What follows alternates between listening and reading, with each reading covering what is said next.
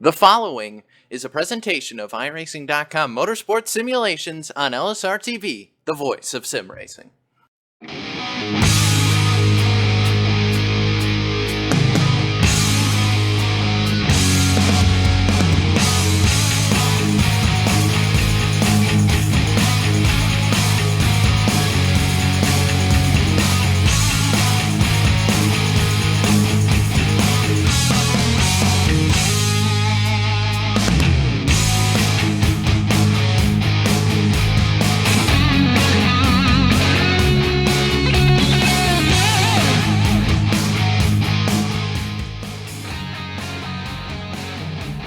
Live tonight from the Charlotte Motor Speedway. With 19 races complete, we head to the final step in the championship. We sent four drivers in fact, home after the last round, and we now sit into the championship round of 8 as we get set for round number 20 on the Domino's TYJ Racing Cup Series campaign, and we get set to go green flag racing in tonight's Office HQ Championship 240. We're also getting set to hand out the championship. Happy to have you with us as always, right back here on LSRTV at iRacing Live. Myself, Evan Pisocco, topside with Tyler Herr, and the lovely and talented Cisco Scaramuza downstairs pushing the buttons and bringing us to you this evening. Tyler, we've talked about it through this whole championship, and we'll bring it up again. This has been exactly like the NASCAR championship up until now. This would be typically the part where we go from 8 drivers through 3 more races and down to 4. That's not the case. These guys have the longest race on the calendar to settle it amongst themselves, and that means that it is an 8-driver winner-take-all for the title. Yeah, and with 8 drivers in this field, that just adds a whole different dimension to this race. Instead of just having to beat 3 other guys in this field, there's 7 others you have to worry about. And with about 28 drivers going to start this race, that's going to leave a lot of traffic out on this racetrack, and just one mistake can cost you big time here tonight if you're one of those championship 8, and it's going to get busy down here and fast with just the amount of drivers just fighting for one position here tonight. The drivers right now in their final qualifying session, and, well, obviously you want to start up front in case anything happens on the start back of the pack. You got a lot of time tonight to get things figured out. They've already gone through an hour practice session earlier on in the night. In that, Justin Faulkner was the fastest driver in practice. He is one of your championship competitors. The drivers we're going to be looking at tonight include those championship 8. Justin Faulkner, Mike Donahue, Curtis Aho, Curtis Young, the top 4. Tyler Roberts, Eric Hawk, David Gainforth, and Judd Danielson. No advantage up and or down that lineup. Coming into tonight's race, everybody enters on an even playing field at 2,000 points. The one interesting thing to keep an eye on, Tyler, could be bonus points, if that plays a factor. But really, these guys I don't think can come into tonight looking on that. The basic objective, finish higher than those 7 other drivers. It might not necessarily mean you have to win the race, but those are the best 8 drivers on the calendar, so I think you're going to have to go to victory lane tonight. Yeah, I was just going to say it's going to have to be a trip to victory lane or nothing here, and considering the fact that Justin Faulkner, one of the championship 8, is going to start from the pole, the 51 machine is already putting himself out there to be the guy to beat here tonight. And of course, the entire season's favorite, Curtis Young, he's going to start 13th tonight. That qualifying's done. We take a look top to bottom at tonight's full qualifying grid with tonight's Domino's starting lineup. As always, tonight presented by Domino's. With Domino's new Piece of the Pie rewards, you can earn a free pizza after just 6 online orders of $10 or more. You can sign up today at www.dominos.com/rewards. It was the fastest driver in practice who is once again best in qualifying. Justin Faulkner with a 27.729 will bring us to the green flag tonight for the Charlotte Motor Speedway, joined on the front row by a driver not in the championship battle. Looking to play spoiler tonight, the 24 of Joe Owen. Mike Donahue going to start for the number 3 spot tonight. David Gainforth, P4. Those are 2 of your championship competitors. Kevin Fetty behind them in P5. Tyler Roberts in that red Budweiser 8 machine will start in 6th position. Ellery Queen will start 7th. Ray Richer in 8th. 9th goes to the 14 of Gary Weston, and the 36 of Michael Fravor will round out your top 10 here tonight. Continuing on through 11th position, you got Curtis Aho out of McNeese in 12th. This driver is going to be starting back on row number 6. Unlucky number 13 tonight belongs to Curtis Young. We've talked a lot so far this season about just how good he has been. Maybe tonight it will be lucky number 13 as he looks to get another trip to victory lane. Alongside him, you'll find a 33 of Brad Ross in 14th position. Eric Cockett, the championship driver, behind them in 15th. Dennis Cook will start the event in the 16th position. Jim Locking and Robert McFarland will take 17th and 18th. Philip Meyer will start in 19th. And Judd Danielson is going to start in 20th position here tonight. 21st spot for Justin Anderson, Steve Cunningham, 22nd, 23rd Marcus Potts, Ryan Stoniker, 24th, and 25th for Chad Payne. And rounding out the field, the 71 of Dean Viney in the 26th position, Joshua Ramos in 27th, and playing caboose on the field, the 420 of Russ Coe. He starts 28th here tonight, and that's your full field rundown. We take a look at the track facts. It's a very familiar sight to see cars on track at the Charlotte Motor Speedway. This racetrack, 1.5 miles in length, 24 degrees of banking. I think even more important than that, as you can see, is we're under the lights here tonight in NASCAR's backyard. It is a bad, fast, intermediate racetrack, and it's going to be a long one. There's no way pit-putting around it. 240 miles start to finish, 160 laps. It's a lot of time to formulate a strategy and execute. It's also a lot of time to make a mistake. Nonetheless, we're happy to have you with us at LSRTV and iRacing Live for the final time on the season.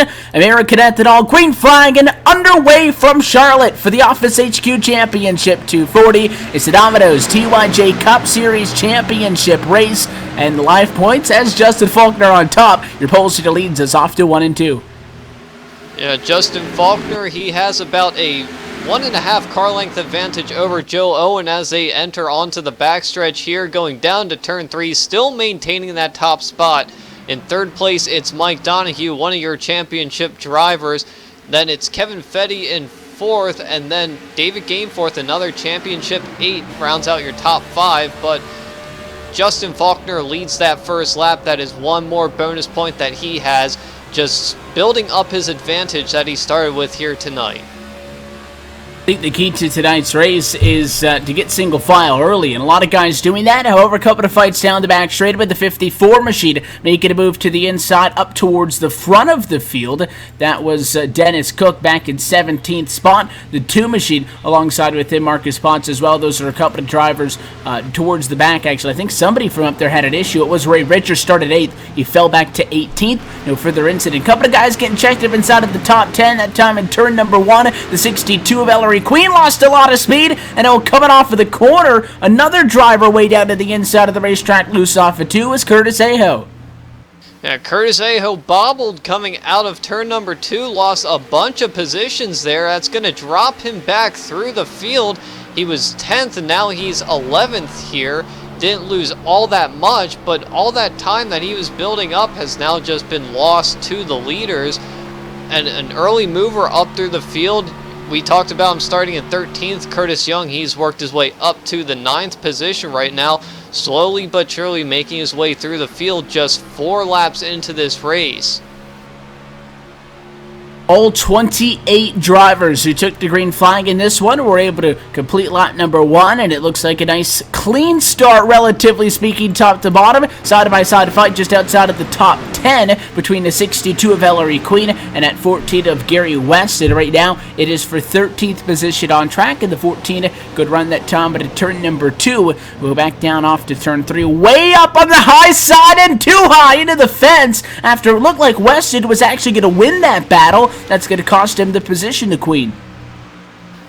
Both Queen and Weston scraping the wall early here tonight. Doesn't look like it's too bad of damage, but still early on in this race and just brushing the wall here at Charlotte. It's a very downforce dependent track here, and just a little bit of damage is going to hurt your speed through the corners and on the straightaways. So this early, getting that little bit of damage, that's really going to make a long night for these two, but with pit stops still in order here, they can come down, get it fixed, and get back out here without too much of a problem out here. But right in front of those two, Brad Ross takes a look to the inside of the number 20, backs out of it, doesn't want to race him just yet, but still right in front of him, it's Curtis Aho and Curtis Young now fighting for a position. Curtis Young getting that advantage over the 38 of Aho as they cross the line. That was your battle for 8th place. That's already 3 seconds off of the top spot. In fact, Justin Faulkner is looking to run away with this one. And again, I noted that it's not a surprise that it's a very common occurrence to see cars on track at Charlotte. For those who are on the iRacing service know, it is the only 1.5 mile intermediate track that comes with the basic iRacing subscription. So a lot of guys have put down lap times, if not every single one of them, I would say, have been here before. But Justin Faulkner, I think, has been busy over the last 2 weeks because not only, as we noted, Tyler best at practice, best in qualifying, and right now to 1.7 seconds best on the racetrack. He almost looks untouchable. Yeah, Justin Faulkner didn't put a whole lot of starts into this season, but each time he has, he's always been up there near the front of the field, unless he's had some sort of misfortune go his way where he's involved in a wreck. But right now, he's really stepping out front there, really trying to solidify the fact that he's going to be your favorite going into tonight. But of course, our season-long topic of discussion, Curtis Young being so dominant throughout the entire season. But right now, battle for 3rd place on track between two contenders, the 8 of Tyler Roberts and the 70 of Mike Donahue. They've been going at it for the past few laps there, and Tyler Roberts got the advantage going into the turn number 3 on the bottom side. But right now, he's starting to pull away just a little bit from that 70 machine of Mike Donahue. Donahue running the middle part of 1 and 2, while Tyler Roberts has been right on that white line throughout the entire event so far. Backing him off and slowing him down, just got past that 10 lap marker in this one, and it is big issues for Dean Vonney, the 71, up and on the inside wall. A really big pack started to form up, but it looks like big problems down in turn number 2. We'll take a second look at a moment on the LSRTV replay. Starts well up in front of him, a lot of smoke, and the 20 machine around, and the 71, so I don't think it'll be the initial cause of the caution. I think it was that 20 of Eric Hawk who came off of the corner, and it looks like the 2 is in the fence and clipped him, so that's where that contact stemmed from. But that 71 machine was right up and over the inside fence, and that's going to force him to take the toe back. Yeah, and unfortunately, Eric Hawk in the 20 machine, he was one of your championship contenders going into this event, but it looks like he will not be able to go home with that big trophy at the end of the night. It looks pretty bad for the 20 car right now, but still your leader, and coming up behind the pace car there, and actually now down on pit road, the 51 of Justin Faulkner stops in his stall. The 70 slides through it pretty badly there, so he's going to have to back up. That's going to cost him a lot of positions. Everyone coming down early to get 4 tires and fuel here. Might see somebody towards the back of the pack try to mix things up with 2, but no problems for that 51 of Justin Faulkner. He easily wins the race off for the pit lane and does go with the 4 tires and fuel, so he'll once again be back in control for the restart. And I think based on what we've seen so far, the 51 in clean air seems to be a very good combination. Yeah, each time we've seen the 51 machine out on track, and once he gets out in front, it's going to be difficult to try and catch him, and then of course you have to pass him then, and those are 2 wildly different things here in racing. Catching up to somebody can be rather easy, but once you get to him, you got to hope you have enough tires left on your car to try and get around them. But going back to that wreck there, Evan, that's the one thing about Charlotte that can be disconcerting for some of these championship contenders here. With Charlotte being so narrow but yet so fast, one mistake by one driver can lead to big problems later on during the race, and when it comes to a wreck, there could be a huge checkup, and with how fast everyone's flying through these corners, it can involve a lot more cars. It's almost like a mini Talladega out here. We'll double them up and get set to do it once again. The lights on top of the pace car are out. So we'll go back green after a relatively short caution flag cycle. 14 laps going to be behind us. The lone driver, as we noted, to stay out, that 420 Toyota of Russ Coe, did not come down pit road for service. So we'll see just how good that Toyota Camry is on the inside of the racetrack, and if he's able to do something with the JLR Motorsports entry. Other than that, though, it's 4 tires all the way on through. Justin Faulkner, Joe Owen, Tyler Roberts, Michael Fravor inside of the top 10 of those drivers. Russ Coe, obviously the biggest mover, but I think he is going to go to the apron and try to come down pit road. That might cause an issue for the guys back on row number 2. Nonetheless, we're going to hold off on the green flag, and now we'll take it. Back underway we go. Faulkner couldn't accelerate, and it gives a big run to Joe Owen. A very confusing mess there for everyone involved. Russ Coe coming down pit road as they're going back to green, and Justin Faulkner, because he was restarting in second position, couldn't go until the driver that was in third, which would have been the 24 of Joe Owen, got back around him. So that really throws a big wrench into everything, stacked up the field. But here comes Justin Faulkner once again, applying pressure to that number 24 of Joe Owen as they enter into turn number 1. He has to back out of it just a little bit. Joe Owen arced it in there.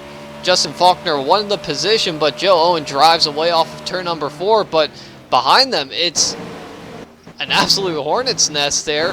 Side by side, Len McNeese and Curtis Aho, your first side-by-side battle, and behind them, it's still too wide. Can't say I've ever seen a race leader come down to pit road on a restart, and it really checked the guys up at the bottom. Again, it worked great for Joe Owen because he then became the leader and had a big run and start. Len McNeese in the 84 found the outside of the racetrack, and up in the marbles, not the place to be in 1 and 2. He was 7th the last time by the line. He falls to 11th by the time he headed back off to turn number 3, and he gets back down in line in front of the 101 of David Gainforth. That was a beautiful save by that 84 machine. That could have gone bad and in a hurry, but he just held on to it. A great piece of driving by Len McNeese. Now all he needs to do is gather himself back up and start making his march back towards the front.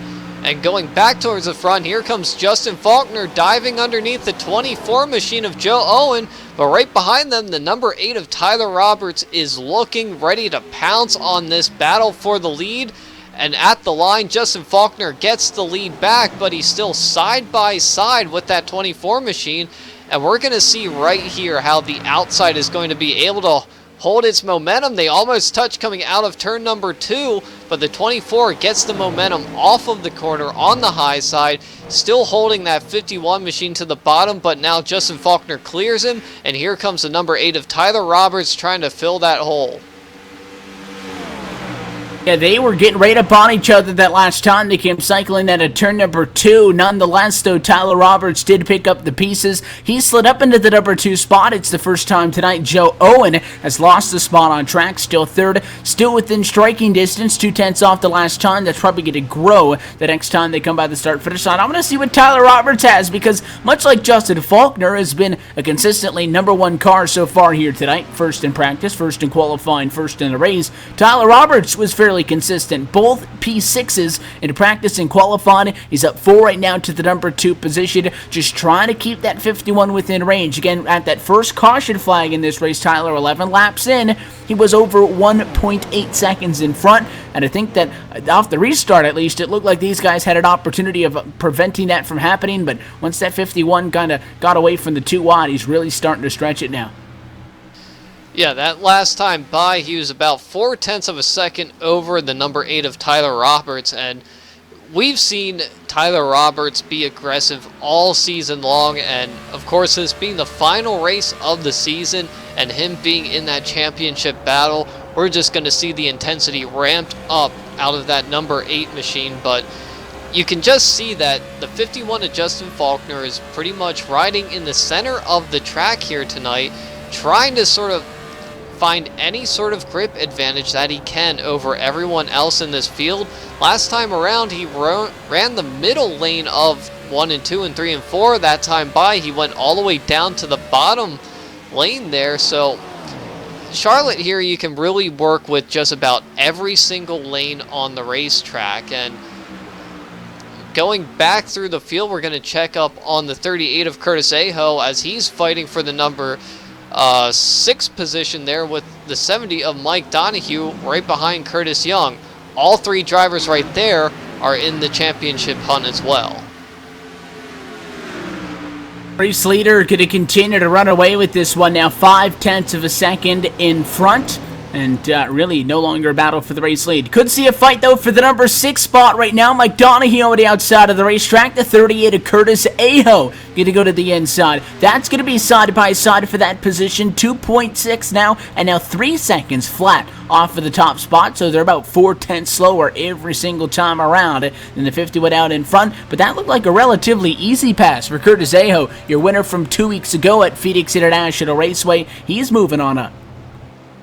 Yeah, right now we're only 25 laps into this event. Mike Donahue just took the high side there as they have to get around the 420 of Russ Coe there exiting turn 4. But Mike Donahue went high, gave the 38 plenty of room.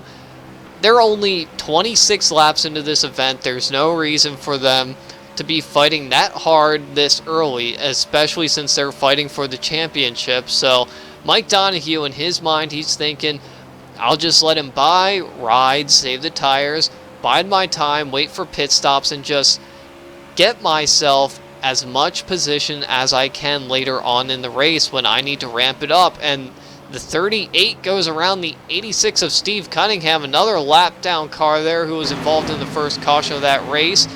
And the 70 of Mike Donahue gets around him cleanly, but the 38, he seems to be the guy on the move right now. He's closing in on the 19 of Curtis Young for 5th. We're going to get those top 5 positions. As we noted, that early caution flag probably not going to be indicative of what we see as the night goes on. You're bound to have a long green flag stretch, more than likely through a cycle of green flag pit stops, if not 1, 2, 3, 4 cycles, depending on how long that run is at a race of 240 miles in length. So maybe pushing the issue here early, not the best idea if we are actually going to find ourselves at a scenario like that sooner than later. They put that Nida machine, though, back now 3 laps. Chad Payne running in 25th spot. Michael Fravert in P4, chased by Curtis Young 5th. Curtis Aho still just off of the back bumper in P6, and that 36 way high up the hill in 1 and 2, and it opens up the door for the 19 to go down to the white line.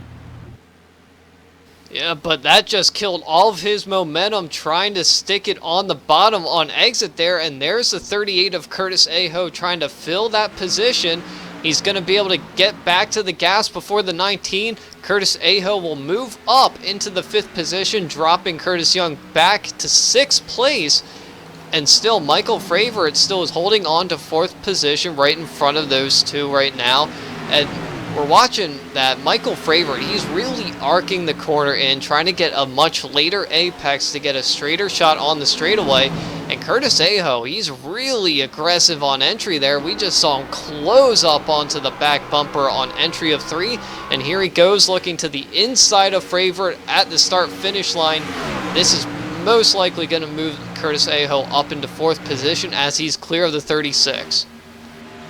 Got the job done. That 38 machine moving on up. Started 11th, and I think that might have been a little bit of a miscue because he was 2nd in practice. His qualifying time, well, your pole sitter, his qualifying time was about 2/100ths of a second slower than his best in practice, and sometimes guys able to go out there with a couple of other cars, get in the draft, and kind of helps out their time. Curtis Aho was over 2/10 slower. There's a wreck, though, in front of him, the 8, I believe, up into the outside fence. Caution is out, and it is Tyler Roberts from P2 is in the outside fence. And going back looking at it, Tyler Roberts, tires started going away. He hit the wall, exiting turn number 4, spins it, goes through the grass, then hits the wall again, spins it on the front straightaway, and surprisingly just a 1-car incident because he was spinning right in front of the entire field as they were coming by at full speed. Could have been a lot worse, especially for the guys immediately behind him. Third, fourth, fifth on track. It's going to bump everybody up, though, so the move that Curtis Ajo just made is actually going to be a move for third. He's up 8 positions from where we started. Second caution flag on the night. Through 30 laps of contest here tonight, and I would expect, just as the last time, to see everybody down for service. Yeah, there's no question that all these drivers are going to come down and go for 4 fresh tires. Because right now, with how long they've been out on the tires, we've just seen a pretty significant drop in speeds.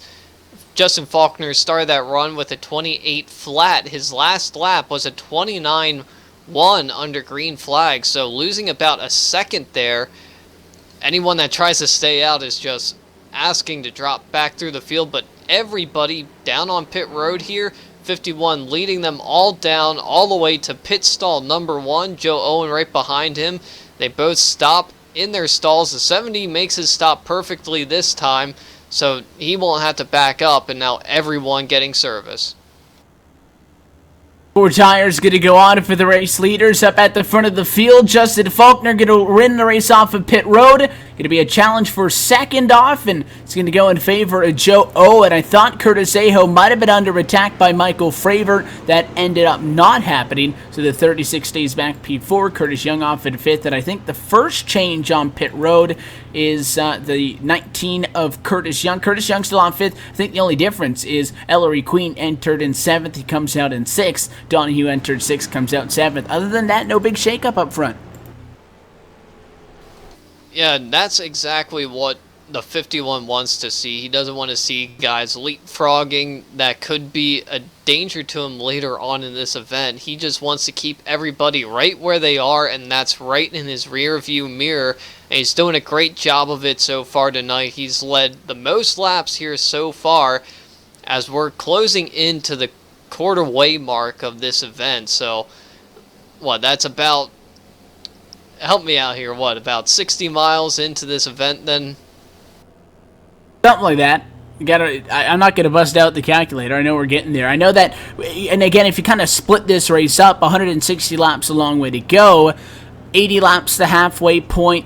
You're looking at trying to get to 40 laps to be quarter distance in this race, and at a 240 miles, that'll, I don't know, put you near, I'm not even going to try to make a guesstimate on that one, but we'll just go by fractions. We'll go quarter distance at about 5 laps in this race. And again, as I noted, it is a long race, a long way to go, but 2 caution flags early, but we're almost at quarter distance already. So while I will continue to emphasize the fact that, we might see after 110 laps, the average race distance that we normally see, somebody in a position and have executed so far to that point a race that could have ended up in victory lane, and then in those final 50 laps you completely blow it and throw it away. That is the big difference maker when we get to those extra laps, and there's a little bit more that you don't have to deal with. But as long as these guys are able to kind of compartmentalize like we did there, breaking it down into quarters or halves, and even run by run, 2 yellows in the opening 30 some odd laps of this race, I don't think it'll feel that long for them behind the wheel. Now, the guy up front, 50 with Justin Faulkner, it's feeling pretty long for him because he does not like pace it around, do it a minute 21 every single time around. He wants to get out and go because so far he has yet to be challenged. We'll see him lead us back to the green flag for a 3rd time tonight, second off of a caution, and we'll see if anybody tries to mix things up. Yeah, and just to add on to your point there, once we get past that 110 lap mark, those last 50 laps, that's where you start seeing some drivers make a little bit more mistakes. And late in this race, making those mistakes are devastating because you have no more time to try and save yourself from the mistake. And we could see a big shuffle here late in this race if something like that happens. We'll see what the 24 Joe Owen can do from the outside of the front row if he's fast enough to challenge Faulkner on the restart. Again, that last one was pretty interesting with the guy who was supposed to be the control car dropping away at the last second. This one should be a little bit more uniform for the drivers on the inside of the racetrack. 51 and 24 on the front row with Ajo, Fravert, Young inside of the top 5. Holds them back to the restart box, collects the green flag. We're back underway, 36 laps behind us. Justin Faulkner gets a good jump on second place, and Curtis Aho is going to follow him through. Joe Owen will drop back to third place, but Curtis Young, he's going to move up into fourth, and almost contact back there between the 70 and the 36 as they exited turn number 2, but they don't touch, and everyone keeps it going, but it's a big stack up right behind them. Gary Weston, the 14, pitched it into turn number 3, but everyone's still fine. But there's Curtis Young looking to the inside, the 24 of Joe Owen. He's been strong all season long, and now he's slowly made his way through the field, fighting for third position. The 19 clears the 24 going down the backstretch. It'll be a swap out for that position, and the 70, Mike Donahue, tries to jump on the bandwagon. He'll go to the inside. Restarted in 5th position. He also is able to get around the 24 of Joe Owen, and just like that, Owen drops 2 back to 5th, I think. Yeah, starting on the outside here is just such a difficult task to do, because on the very beginning of these runs, you'll want to be right on that bottom lane, and if you just get moved up into the middle lane, then everyone's just going to follow through and just sort of freight train you. But right now, the top 4 all chase contenders, and that's why they're all chase contenders. They've been in this position all season long.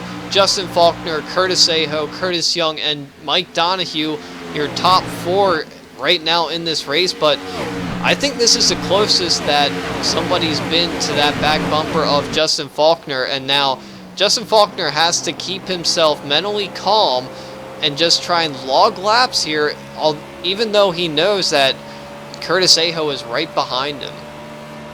Yeah, the 38 has kind of been able to continue to pick up positions, and we haven't seen him in this spot yet, though. Running second, no different cars between he and the 51, and just kind of straight up, how good is he compared to the 51? To get Aho second best in practice to Faulkner's P1. That's exactly how they run it right now on track. But Aho, he's been doing a good job of working and getting through traffic as the night has gone on. Now that he is in this position, let's see what he can do with it. In fact, the last time by, Curtis Aho's 28.221 was better than the 3:35 by Justin Faulkner. So first time tonight, the 51's feeling some pressure.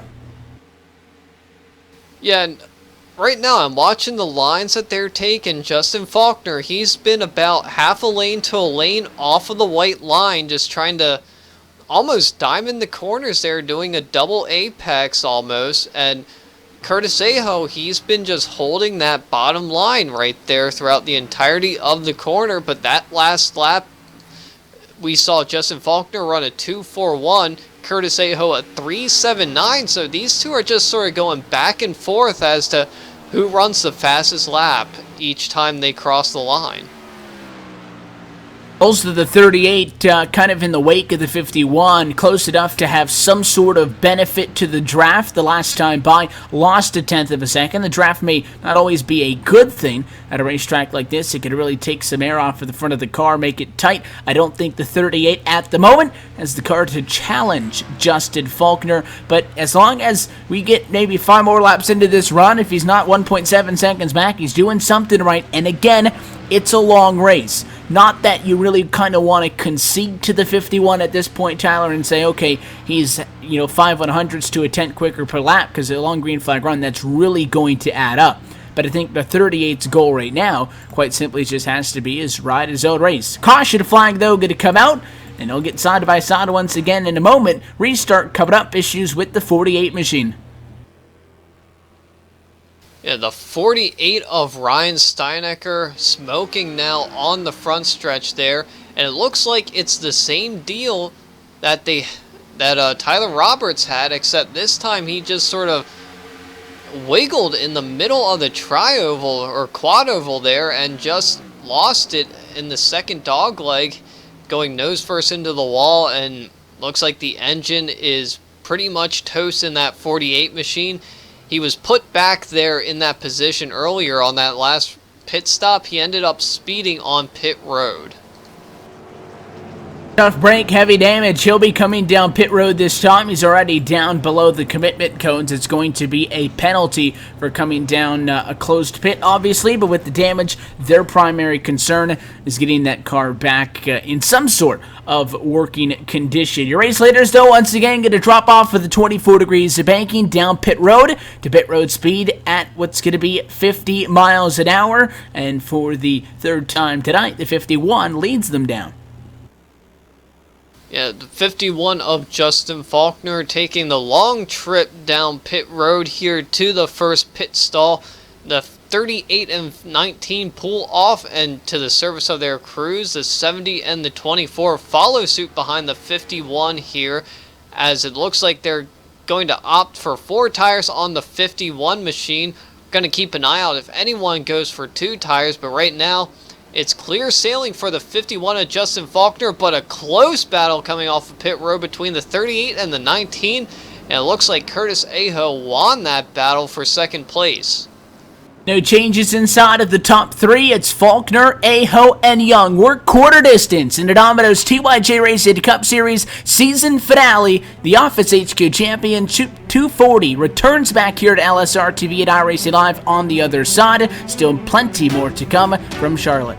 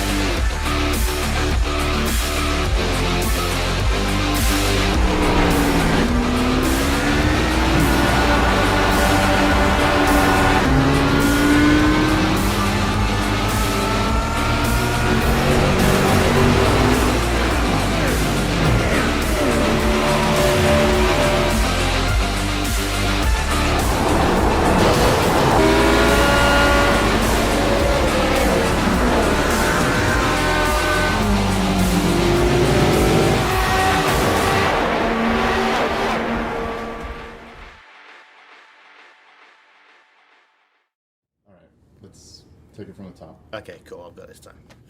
Ladies and gentlemen, don't forget that the next round of the NASCAR Peak Antifreeze Series, powered by iRacing.com. Sorry, I keep on messing that one up. Why do you change the name all the time? Just do it one more time. Do it one more time.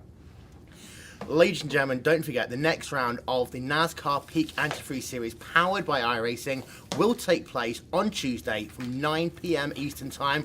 Catch it on iRacing Live. Join Evan and the gang for what will hopefully be another fantastic race. Some of the best sim racing you'll ever see on the internet. Better? Good, perfect. Nice. Cool.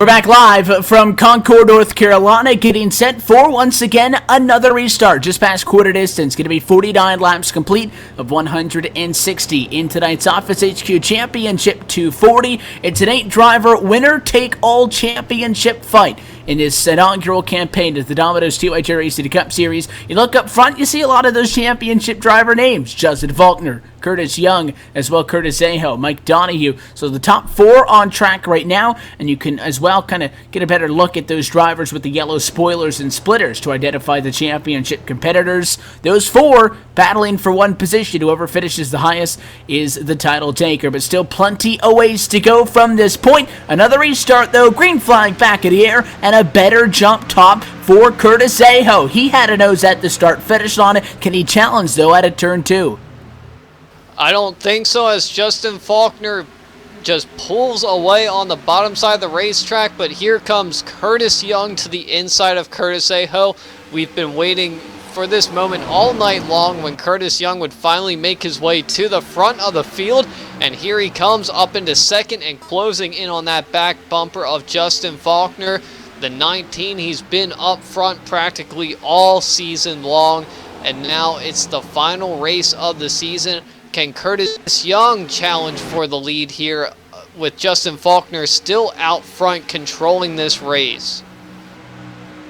Looked like that 38 was really going to get a crack at it, but the 51 preferred lane was able to get the job done. The biggest thing that could have happened there for Faulkner was that Aho dropped back to the number 3 position, as we did see that 19 of Curtis Young move up to P2. Not that the 19's not going to be a threat. He'll challenge him for a little bit here, but I think unless they made some sort of adjustment that last trip down pit road, we have seen so far Curtis Aho at least head-to-head has been the only driver so far to stack up anywhere close to Justin Faulkner so far. But Aho's already a second behind. Curtis Young going to be about a quarter of a second off the next time around, but so far looking very good in that 19 Ford. Started 13th tonight and did a very good job of getting up to the top 5 nice and quick.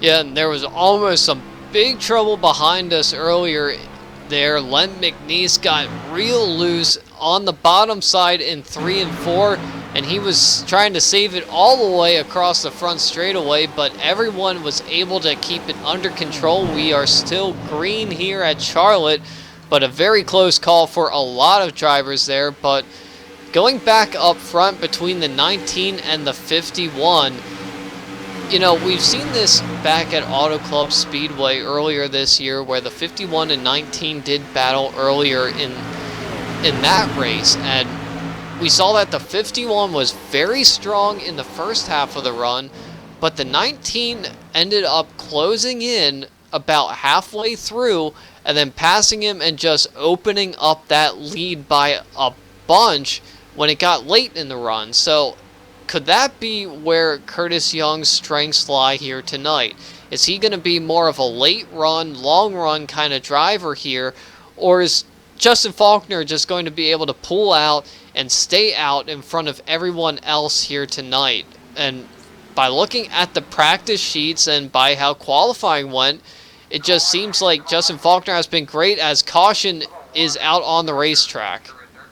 Lap 56, we check him up again and take a look to see if we can find the cause of this most recent caution flag. The pace car going to get back out onto the racetrack and collect the 51 from the front of the field, trying to get a number, thinking it might be the 41 of Robert McFarland, although he appears to be okay. May have been an incident in where the car who went around triggered the yellow got off track, and it actually was at the entry of pit road. Philip Meyer, I believe, is going to be the cause of the yellow. Contact in 3 and 4 between he, the 70, and the 33 got him turned around, and he didn't go all the way around, spun it out to the inside and spun down to the pit lane, which is why I don't think our cameras caught him immediately. You're taking a look now. That's the cause of the yellow. Yeah, tough break for Philip Meyer there. He just sort of checked up for the number 70 as he was getting passed by him, just to sort of let the 70 back in line, but the 33 didn't realize that there was a checkup and just sent the number 17 around. And tough break for the 17 of Philip Meyer. He's another one that's been great all season long, but just as of late just had bad luck come his way a lot. And all the leaders down on pit road once again. Tires being a premium here tonight. And race off of pit road, it's going to be Curtis Young. He's going to take the lead away from Justin Faulkner. First time tonight we've seen that happen really at all. The 19 machine in and out, just a better stop. He went with 4 tires, gassed it up, and took off, and beats that 50-minute Justin Faulkner off of the pit lane. And not that the 51 even had a bad stop. I don't think he can really kick himself over that one. But it is going to give Curtis Young the lead position for the restart. Justin Faulkner back to P2. How about Joe Owen leapfrogs over Curtis Aho to take over third? Aho going to drop to 4th for the restart. Biggest factor is Curtis Young needs to lead at a turn number 2. I think the clean air might be the only thing he can use against the 51. Now, we've seen the 51 drive back around to the lead after Joe Owen took the lead early off of a restart, but still, this is Curtis Young. This is a guy that's been out in front and experienced out in front all season long, and we just saw that he wasn't dropping any speed to the 51, so could this be the big shift of momentum here in this race between the two powerhouses up front?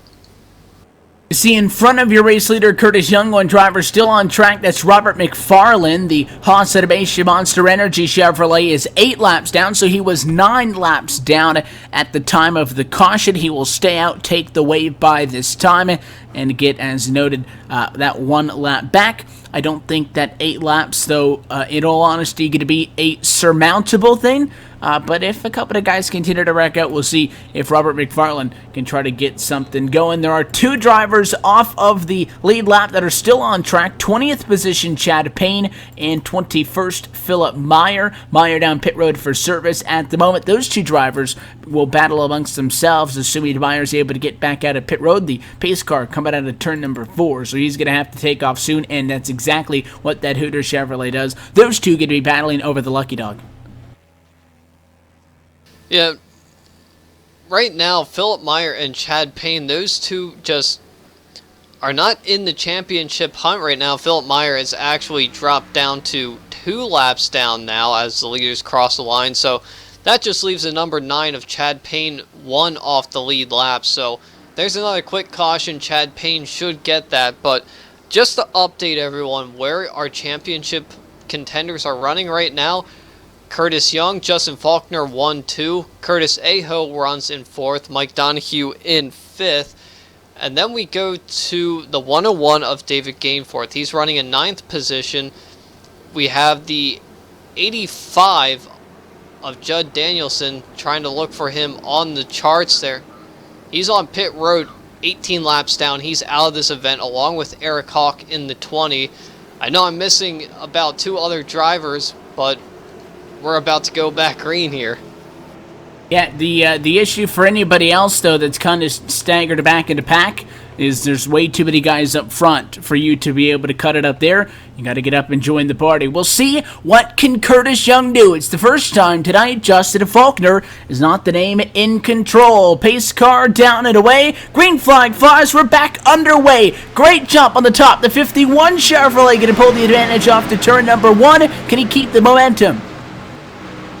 Justin Faulkner on the outside. This is the best the outside has done so far, but there goes the inside line of Curtis Young going down the back straightaway with the advantage, and he's going to have it going down into turn number 3, but Justin Faulkner is now clear, and he powers on the outside to stay on. And even with the 19 as they come to the line, Curtis Young getting that run, but here comes Joe Owen and Curtis Aho right behind them. So if Justin Faulkner cannot complete this pass, and the 33's in the wall, big wreck behind. Ross going to come down the hill. They'll slide back up on track. Caution flag is out. Not a moment too late, because just before that, Curtis Young lost the race lead to the 51 of Justin Faulkner. Wow, the 17 car, he tried checking up for that wreck, hit the wall, and it just launched his car into the air and backwards on track. A bizarre wreck for the 17, but another tough break for him. But that all started when the 33 of Brad Ross got loose going into turn number 1. And it all kind of compounded from there, and obviously because everybody was all on top of each other off for the restart, a lot of people just had nowhere to go, and many people, as you saw from behind, ended up inadvertently joining the party, and as well being collected. But it didn't take long. Justin Faulkner nailed the restart. He went right back to the race lead.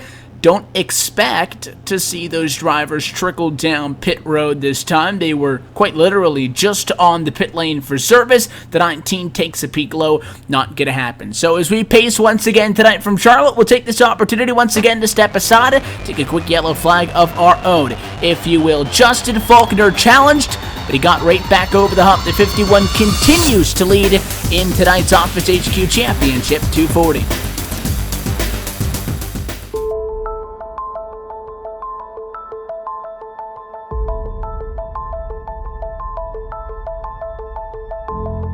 You know, the straights are unbelievably long. The first time you come here, everyone tells you, you know, you'll be flat out 6th gear for 20 seconds. First time I was here, I lifted halfway down the straight. I didn't believe that it was still going. I was waiting to brake, and I was back on the power. And the Porsche curves are extremely fast and extremely narrow, so it's a tricky track. And you know, every year I've come here, you learn something new every time.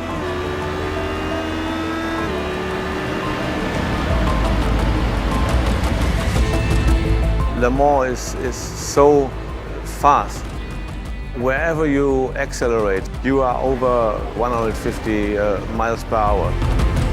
Going there, I realized everything you have done before was nothing.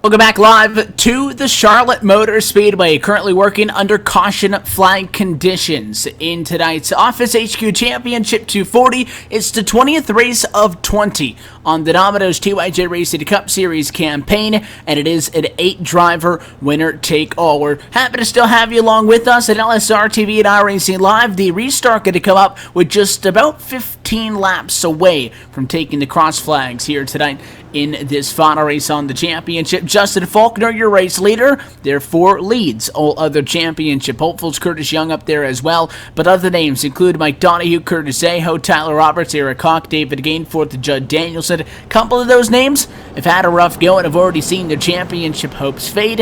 There is still plenty to be decided, regardless of how dominant that number 51 Chevrolet has looked so far. He'll be back in control for this one. I'll be able to see what the 1980 Curtis Young's able to do. He and Curtis Aho have been kind of going at each other for second and third. Joe Owen trying to spoil that party will be to the inside of row number 2.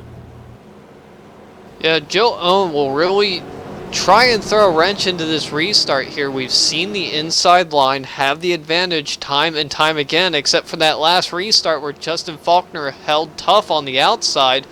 But can the 24 wedge himself in between the 51 and the 19 when they come off of turn number 2 here? We're about to find out as pace car pulls off, and we're back under green here as it's a pretty even heat going across the line. Curtis Young actually beat Justin Faulkner to the line on that restart, and the 19 closes down tight on the 51 and 24. He forces his way into second place there.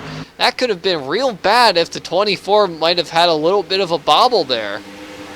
It was a nice move, though, by the 19 to not let that 24 kind of take the wider exit off of the corner. It allowed him to get the run off the 24 degrees of bank, and he's able to maintain P2. Battle going to be on for third. The 38 of Aho to the back bumper. Looks on the left rear quarter panel. Nothing going to happen that time. Drops back off in line. He's got the 70 Mike Donahue right behind him as well. But it's a three-way fight for that spot. Everybody trying to catch up to Joe Owen. This time down the back to 38. Going to go low. 38 got his nose right there going into turn number 3, side by side now, and there goes the 38 of Curtis Aho pulling off the corner into third position. Championship contenders round all in the top 3. Your fourth contender there is sitting in 5th of Mike Donahue. He's right behind the 24 of Joe Owen, looking for a way around in order to challenge the leaders up front. And speaking of which, it's a it's still about a maintained gap of about a quarter of a second between the top two, and we've seen these two just sort of maintain that gap time and time again once they got out front. That time by Curtis Young closes in by about half a tenth of a second, so about 0.2 of a second separating your top two, and then it's a little ways back to the 38 of Curtis Aho, who's just watching those two try to battle it out for the lead. And I think that when we saw Curtis Aho get to P2, he's now been able to, again, to get around Joe and into the third spot. Curtis Aho was the only driver we saw able to keep with Faulkner. Curtis Young was right there on the run prior to that, really didn't have the speed to do so, and so I thought the 38 machine might be the best match, but this is the best so far tonight. We've seen that 19 of Curtis Young actually putting up a relatively good fight for the number 2 position right now on the racetrack. And in fact, Curtis Aho may not be all that far off. His lap times are about a tenth the difference between the guys 1-2 right now, but the difference is Aho is 1.3 seconds back after not being able to pick anything up on the restart and take it a couple of laps to get around Joe Owen. Owen has now fallen to 5th. Mike Donahue also got around him to jump up to 4th, but Curtis Young still right there at that 2/10 marker. Yeah, and I think we're going to see Curtis Aho just sort of sit back right now. He's about a second and a half off of the leaders. I think what he should do right now is just sort of sit back, ride for a little bit, make sure that he has tires left on the car so that in case this run turns into a fuel run here, he's going to be able to just sit back and just drive back up to those guys as they keep on challenging each other. But it looks like that last time by, Justin Faulkner really pulled out into the lead there ahead of Curtis Young. Curtis Young is now dropping back by several car lengths, and at the line, he's about 0.8 of a second behind the 51 machine. So looks like Justin Faulkner really put on the afterburners there as he ran a 2.85 compared to Curtis Young's 6.31. And just from 0.2 of a second, last I said anything, to 0.7, basically 8 now. So, not sure. I mean, Young really fallen off 28.6s the last couple of times by. You look at his last few laps, he went with a 28.2, a 28.3, and then a 28.6 and a 28.4. So, picked it back up that last time by, but still down to 0.6 of a second off that one little bit of a mistake. Maybe he got into the gas too soon, saw the car start to push up, had to roll it out of the throttle, and you lose a lot of momentum off of the quarter, say from all the way to 4 down the 1 or vice versa on the backstretch between turns 2 and 3, and that can easily eat up 3/4 of a second. 3/4 is not a lot of time to lose, but it is a very costly amount of time to give up, and now I don't think that 50 with Faulkner really feels the pressure anymore. He's back to a little bit of a comfortable distance. Yeah, and just that one mistake in one corner is now going to cost Curtis Young a lot of time just to try and reel back in that 51 machine, because you can lose time so quickly, but trying to gain time back, that's much harder to do, especially when you're running against these caliber of drivers. The 51 of Faulkner, who's led practically most of this event here tonight, and then Curtis Young, who's been dominant all season long. Now he's sort of in the reverse position right now. It's everyone's trying to catch the 51 instead of everyone trying to catch the 19. So this could be a big upset in terms of looking at the entire season as a whole. Curtis Young, we've said it time and time again, he's been the best out on the racetrack at multiple races this year, getting most of the wins throughout the season, both in the Cup and Truck Series, but right now, he's just watching that 51 just drive away from him, getting smaller and smaller in that windshield. Curtis Aho has also seen the 19 getting bigger and bigger in his windshield, because now that gap just closed down to about half a second. Aho is still losing time to Faulkner. Picked up a little bit the last time, but it has relatively dropped back to about 1.5 seconds off, and maybe we're back where I kind of thought we were. 19 started to make me second guess it, but I do think Aho may be, at this point, the second fastest car on the racetrack. If you weren't with us for the last round in this championship, it was 2 weeks ago at Phoenix International Race Raceway. Curtis Aho took the checkered flag, and that one he'll go to the inside and make it side by side with Curtis Young. So the 38 machine, his first win on the season, was one race to go. He's feeling good. He's the fastest he's been all year, and maybe that's going to be the key to carry him through to a championship. He's one spot closer up to P2. Yeah, we've seen that 38 machine all the way back in the preseason races. He was always up there at the front as Young really has to roll out of the throttle coming out of turn number 4. It looked like he got really tight there. So there might be a problem with the number 19 right now, as he's really starting to develop a push condition in that car. But going back to the 38 of Aho, he was a strong presence in the preseason races, but throughout the regular season, he's always sort of been the bridesmaid through most of it, just unable to get into victory lane, but able to clinch a victory in the last race of Phoenix. And now he's sitting in second place. He's going to try and run down the leader of the 51 of Justin Faulkner. That last lap by, he's about a tenth and a half quicker than the 51 of Faulkner.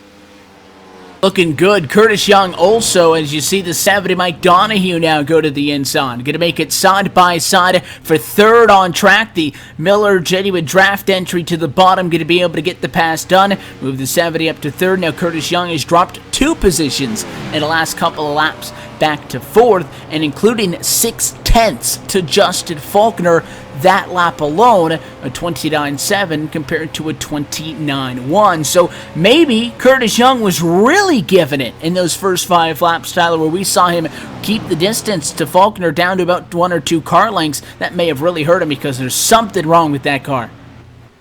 Also, you got to keep in mind that they had that restart. At this past restart, nobody went down pit road because it was a quick caution, and we saw the 19 and the 51 running hard side by side. So maybe even during that previous run, he could have really torn up the tires without knowing it, and it's really just starting to show and develop here as this run starts to wear on, because now he's losing 5th position to the number 94 of Kevin Fetty. So it just looks like Curtis Young right now is just free-falling through the field, and going back up to the front, it just sort of seems like the 51 and the 38 have sort of stabilized as far as lap times are concerned. Justin Faulkner just a little bit faster, but Mike Donahue up into 3rd position. He's about 3.5 seconds from the lead. He's sort of stabilized with the leaders as far as times go as well, but Curtis Young, he's just really struggling right now, and that's a rare thing to see here. Just a couple of laps ago, we crossed the halfway point in tonight's Office HQ Championship 240, and as we begin to count down towards the checkered flag, as always, we take a look at tonight's iRacing, a midway race break brought to you by iRacing, the world's premier online racing game with professionally organized racing from NASCAR, IndyCar, IMSA, and more. Justin Faulkner, so far, smooth sailing for the driver of the 51 machine. He may already have most laps led, mathematically locked up to this point, but a yellow going to fly behind your race leaders. An issue down in turns 1 and 2, just as drivers were starting to come down pit road, and Len McNeese involved as well after the yellow. That was actually between the 19 and the 85, or the 84, excuse me. The 19 was slow on the high side. 84 just clipped the grass in the quad oval, went through it, came back up the track, and clipped the 19 of Curtis Young. Both cars going spinning, and the 19 just hard contact with the outside wall, and that right there took the 19 out of contention for this championship. Yeah, heavy damage. The black smoke pours out of that machine, and you know, we talk about the drivers playing spoilers. There's always the possibility somebody not in the championship can take the race win away. Len McNeese was eliminated in the round of 12, and you know, the 19 things were going downhill, and to have a championship, as we noted, go away like that, we've been talking about him all chase long. Curtis Young has had quite the season. 6 trips to victory lane so far through, and it doesn't look like it's going to end in a championship. So we'll take that look top to bottom in the running order after pit stops are complete, because your race leaders are down this time. Once again, they're led by that 51 Chevrolet, Justin Faulkner, looking for Ford. Yeah, the 51 gets into his pit stall looking for 4 tires and packing it full of fuel. The 70 overshoots his pit stall for the second time here tonight, as right sides go up for these machines and the left sides are now up. The 51 of Justin Faulkner is down and away. Easy victory coming off of pit road there. And second place, it's a battle between Joe Owen and the 38 of Curtis Aho. And Joe Owen will grab second position there. Curtis Aho to third. We'll get back out on track. They'll shuffle up the running order, and once everybody comes back around, we'll get a better look at the running order that will be going back under green flag racing conditions. And we're 88 laps through at the moment, so the restart going to put us right at about 70 laps to go. Still a good amount of racing left in this race till we get through to the checkered flag, but this would normally, where we're talking about final trip down pit road, final restart, not the case. And I think that this, the added distance, and we noted it especially earlier on in this one, Tyler, those extra 50 laps, say, from lap 110 through lap 160, is what'll get you.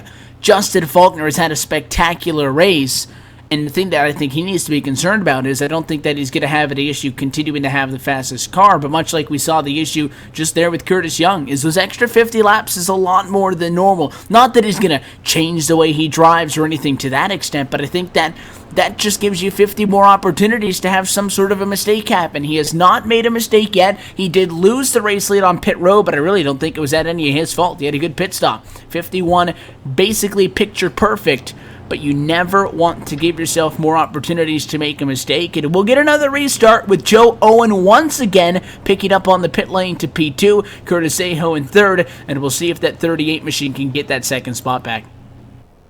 Yeah, and going back to the whole 50 extra laps point right there, you can be out front during any point of that. It could be lap 140, and one mistake, you can brush the wall and you can lose all your speed, all your advantage. So really, you cannot relax at any point during this race, because this is it. This is what matters here for this championship round, and so far it's whittled its way down to just 3 contenders left, but they're still up in the top 5, so there's really no time for Justin Faulkner to relax or to sort of ease up on the wheel just to relax, because you have 2 other drivers right behind you pressuring you lap after lap, so you just have to go and focus on your driving, but you have to focus the entirety of it.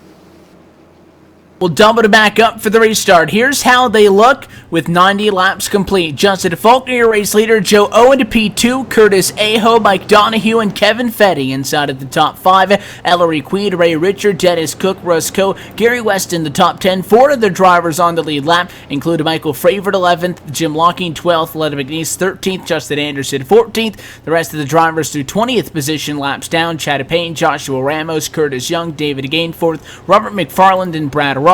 Everybody else is out of this race. That includes Tyler Roberts, Philip Meyer, Ryan Stoniker, Judd Danielson, Steve Cunningham, Dean Vonnie, Eric Hawk, and Marcus Potts. That's a reset top to bottom. 90 laps down, 70 laps complete, or rather 70 laps to go with 90 laps down in this race. Justin Faulkner, his plan is on leading all 70 of them, but he's yet to be able to get the green flag run to really try to put this one away. He's got to deal with another side-by-side restart. Great jump for the inside. The 24 caught sleeping. Yeah, and there goes Curtis Aho to the inside of Joe Owen. And once again, it's going to be between the 51 and the 38 as they run 1 and 2. But Joe Owen tries to battle back on the outside. He gets to the right rear corner panel, backs out of it, and almost stacks up the 94 right there as Joe Owen falls back to 4th position there.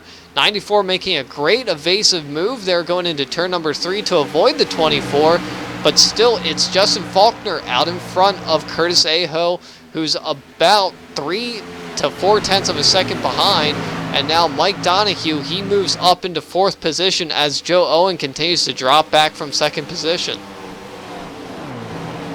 Single filing things out early up front has been commonplace so far here tonight, and as we've seen the number of drivers on the lead lap begin to kind of dwindle away as the race has gone on, there's really not a lot of people left to see the 2 and 3 wide we saw earlier, but there's a lot of people stacked up in line behind Joe Owen. The 44 right there, Ray Richard, Ellery Queen right off of the bumper, Cook, you got Coe, Weston, Fravor, a lot of guys still stacked up off of the restart looking for more. Yeah, there's plenty of guys still back there, still in contention to try and upset the championship party up front. Ellery Queen being one of them, running in 7th position, and that's pretty much where he's been throughout the entire night. 7th in practice, 7th in qualifying, 7th in the race right now. He got involved in a few incidents early, but right now he looks no worse for wear as he's maintaining a top 10 position, but right in front of him, Ray Richard, that's a guy we haven't spoken about much all night. He's almost been running in the same space as well. He was 8th in practice, 8th in qualifying, but he runs 6th right now. But Ellery Queen looking for that position to his inside, and he's going to dive it down into turn number 1. It'll stick, and Ellery Queen's going to move up to 6th position now on the field, right behind the 24 of Joe Owen. Owen kind of becoming a constant in the top 5, just hasn't had very good restarts. Pit road, marvelous, but he continues to drop when we go back green. The 54 making a move just a little bit further back with Ray Richard. The 44 fell to 7th and now to 8th spot. Dennis Cook's 54, Eris Chevrolet, takes that spot away, and for the moment things are calm inside of the top 10. The gap between P1 and 2 through all of that is 0.6 of a second. Curtis Aho right back into the number 2 spot. Kevin Fetty up to 3rd. Kind of surprised and haven't talked about that 94 Ford much tonight, Tyler, but he's in a great spot right now, closing in on lap 100.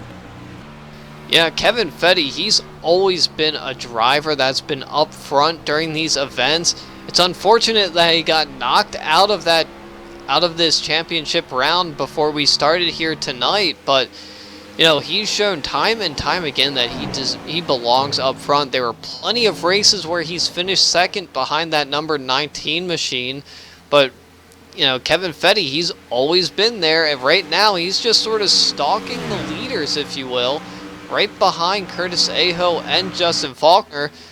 He was just 4/1000 slower than the 38 right there, so those two are matched evenly right now, both Fords, but right now they're still trying to chase down that 51 Chevrolet of Justin Faulkner, who's been so strong this evening. He's really just sort of pulled out all the stops just to say that he's the one that everyone's going to have to come through in order to wrestle the championship away from, but after challenger, he's still held his ground. But Curtis Aho, he's been the most steady to just try and be right there in his rearview mirror, even though he's starting to drop back just a little bit.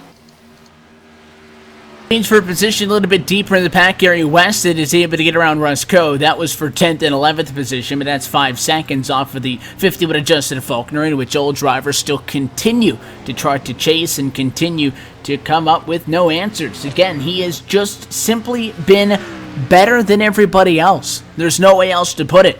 And even in times when he was challenged, dropped back to 2nd, lost the race lead on pit road. Didn't take him much more than 2 quarters off of the restart to get back into that position. Outside of maybe a late race yellow with 5 laps to go and no tires, 2 tires, and 4 tires being abundantly spread out throughout the field, I don't see, unless the 51 makes up a mistake on his own doing, what could take Justin Faulkner out of this position. Again, has just been so good and picked it up really in crucial situations. You talk about the race wins that he's won. Not only did he win the season opening race right here at the Charlotte Motor Speedway, caution is out. We'll get back to that point in a moment. Another green flag run going to be cut short, and it's issues with the 85 of Judd Danielson from 50 laps down.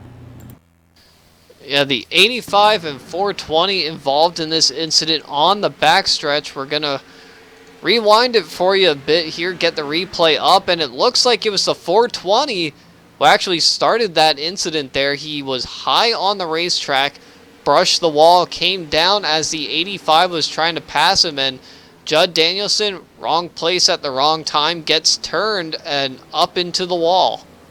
Yeah, tough break, and I mean, 50 laps down just adds insult to injury. Tough break also for Roscoe, but at the end of the day, Judd Daniels is a driver who came into tonight with a chance at winning the championship. A driver who we have seen many a time have cars to win races, and same thing can be said for Curtis Young. It's not your night. It's not your night. It's kind of part of an 8-driver winner-take-all.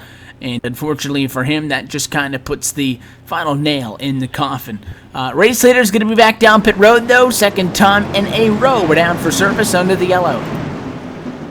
Yeah, everyone hits their marks in their pit stops. It looks like Joe Owen overshot just a little bit, but as right side tires are on, left sides go up, it's still going to look like Justin Faulkner, but here comes Curtis Aho. He's going to grab the lead away from the 51 as they race off of pit road. Second time tonight, Justin Faulkner loses the race lead on a trip down to the pit road, and again, it's not even where he drives it in too hard to the box, overshoots it, has to back it up. I mean, the 51's making a good stop. Curtis Aho stop, kind of like how I said the 51 has just been better than everybody else tonight. It's not like the other guys haven't been on it. Well, that wasn't a bad stop by Justin Faulkner. Curtis Aho's stop was just better.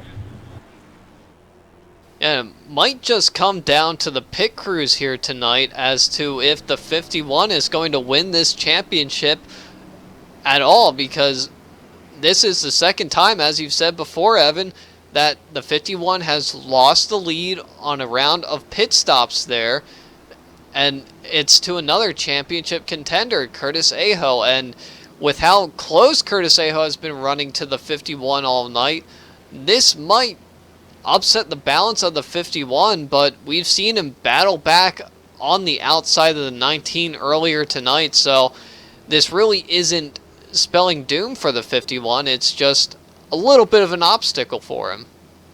He's overcome it before, but obviously you don't want to have to continue to have these kind of issues out at the pit lane. Anything that you do that can cost you a position could hurt you in the long run. Again, you don't know situationally when a yellow flag may come out late in the race. So far tonight for that Superman-looking Napa Auto Parts Chevrolet, you could say caution flag pit stops have been his kryptonite so far. It'll put him to the outside of the front row for the restart. Kevin Fetty still behind third, and McDonough in fourth position. I don't see anybody there with a car to challenge either the 38 or the 51. So I think even if Faulkner completely bombs the restart, he still ends up P2 in all of this, and I think we've seen after 10-15 laps, he's just quicker than Aho. That's when you really start to see that difference lap by lap by lap come into play. So if you're Curtis Aho, you kind of want a lot of short runs here, I would think. But again, that requires beating him on the restart. The only time the 51 restarted not in the race lead, it was in second. He led at the line, and he was clear by the time they got to turn 2.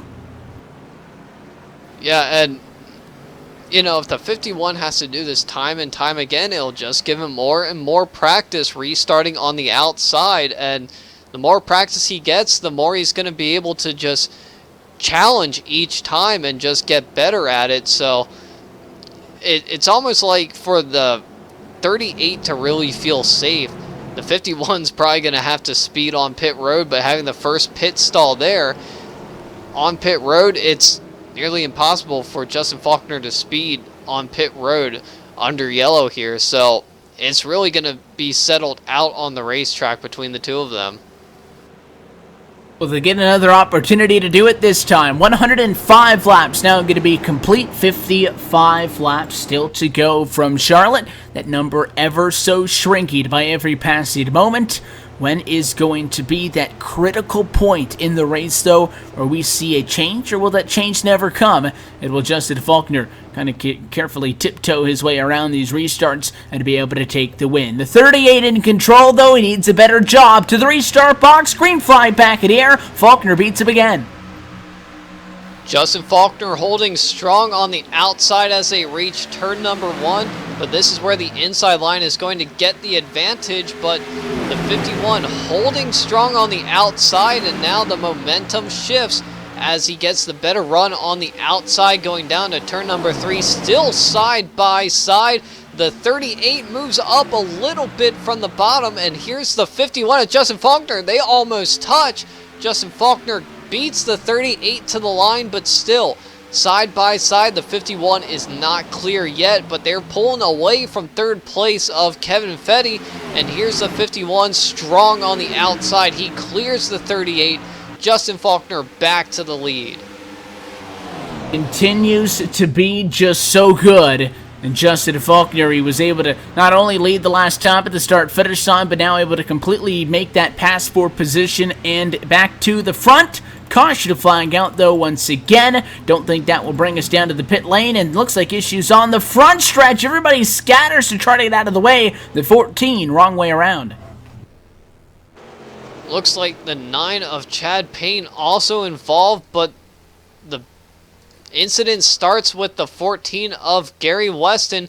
He comes off of turn number 4, and on the replay here, looks like he just pushes up a bit too far into the 44 of Ray Richer, slides across the track. The 9 of Chad Payne nowhere to go, and everyone else having to scatter on the front stretch. And then we see Russ Coe just sort of slinking his way through there, just barely crawling through just to make sure he doesn't collect any more incidents throughout there. And Chad Payne comes to a rest on pit road, and that will be the end of his night there, along with the 14 of Gary Weston. Another one bites the dust. You're going to send a couple more drivers out of this race. All that does, though, open up a little bit more space on the racetrack, and should, in theory, eliminate a little bit more possibility of continuing to see some yellow flags. I was trying to make the point a little bit earlier on about Justin Faulkner, and it's a couple of the key races that he's won here in 2016, and in a position now to try to take it all.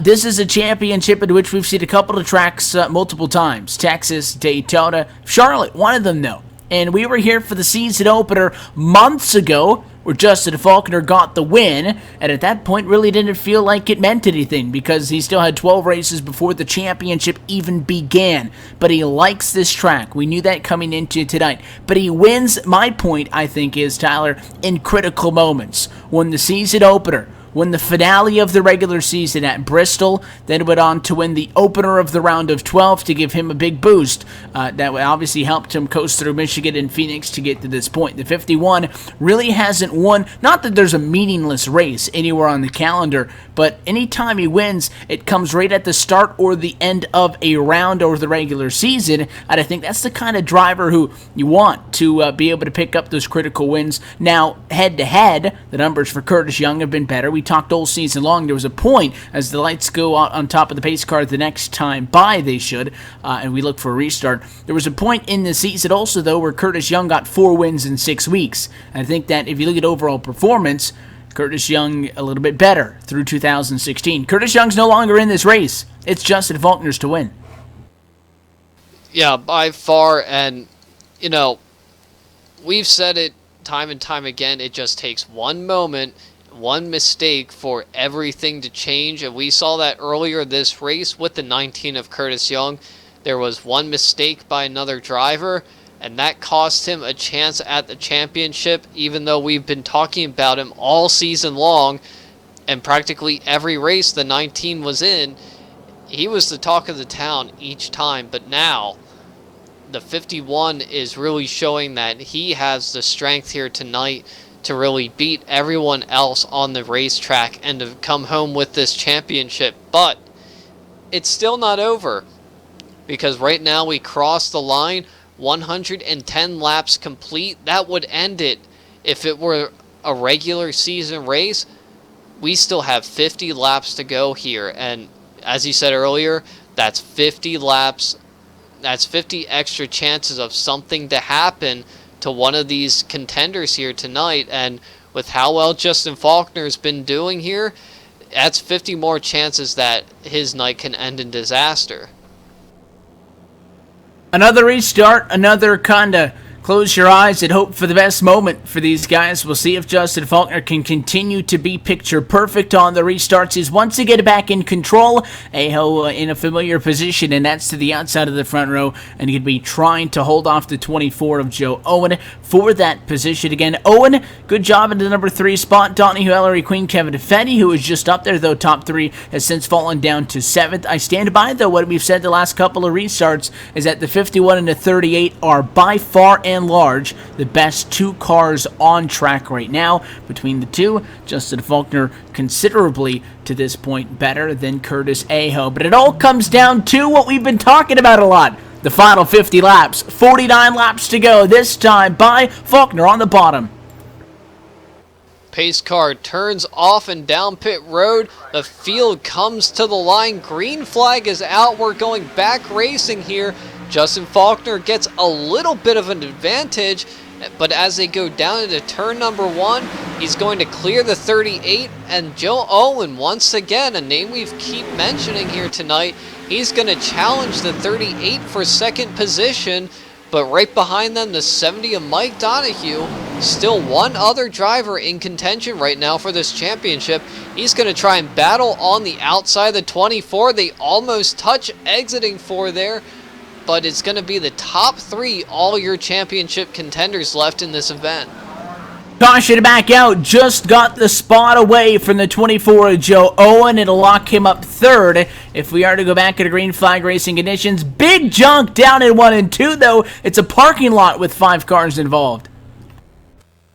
Yeah, it looks like the 36, the 54, I believe the 94 of Kevin Fetty also involved. 45 was up in the air and rolling all the way down. Something happened on the front stretch. The 54 and the 94 were side by side, and I think the 54 kind of pinched that 94 just a little bit on the top side, and it hooked him straight up into the fence. A huge hit, and the problem was they came back down in front of traffic, and that was a lot of carnage. That's at least 7-8 cars total. This guy's been turn 2 wrecking from it. Yeah, I told you earlier in the show here, Evan, with how fast and how close the field is here at Charlotte, we can see incidents look like we're at Daytona or Talladega out here.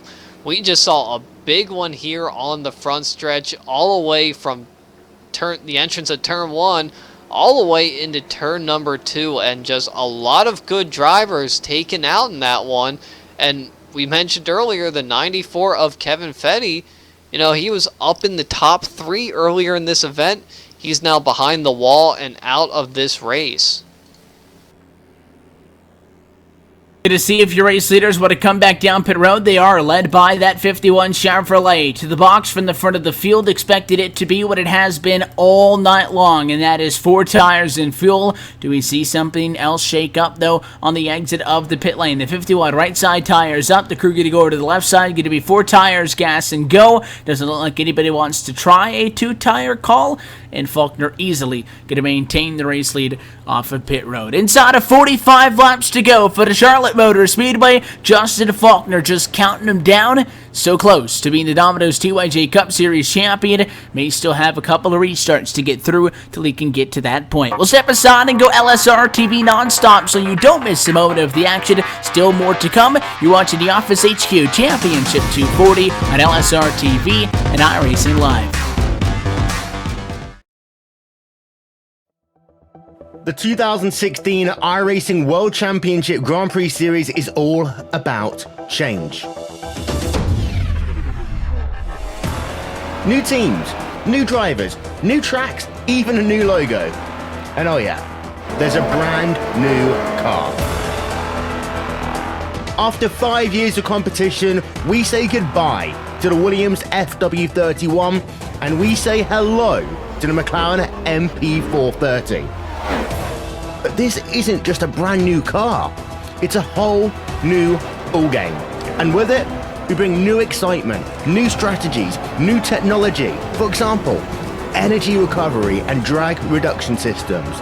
There's a new way of thinking about racing, and for all the drivers participating, it's back to the drawing board, wiping the slate clean in the ever-consuming pursuit of perfection. One little slip-up, one wrong move on track, one poor strategy call, and it's over. That's the difference between coming up short and becoming champion, and being $10,000 richer to boot. So yeah, change is in the air, but we're going to start getting answers on the 27th of February as the 7th year of iRacing World Championship competition kicks off. And you won't miss a thing, with every single race live on iRacing Live, coverage brought to you by RaceBot TV. So join us fortnightly from 1:30 p.m. GMT.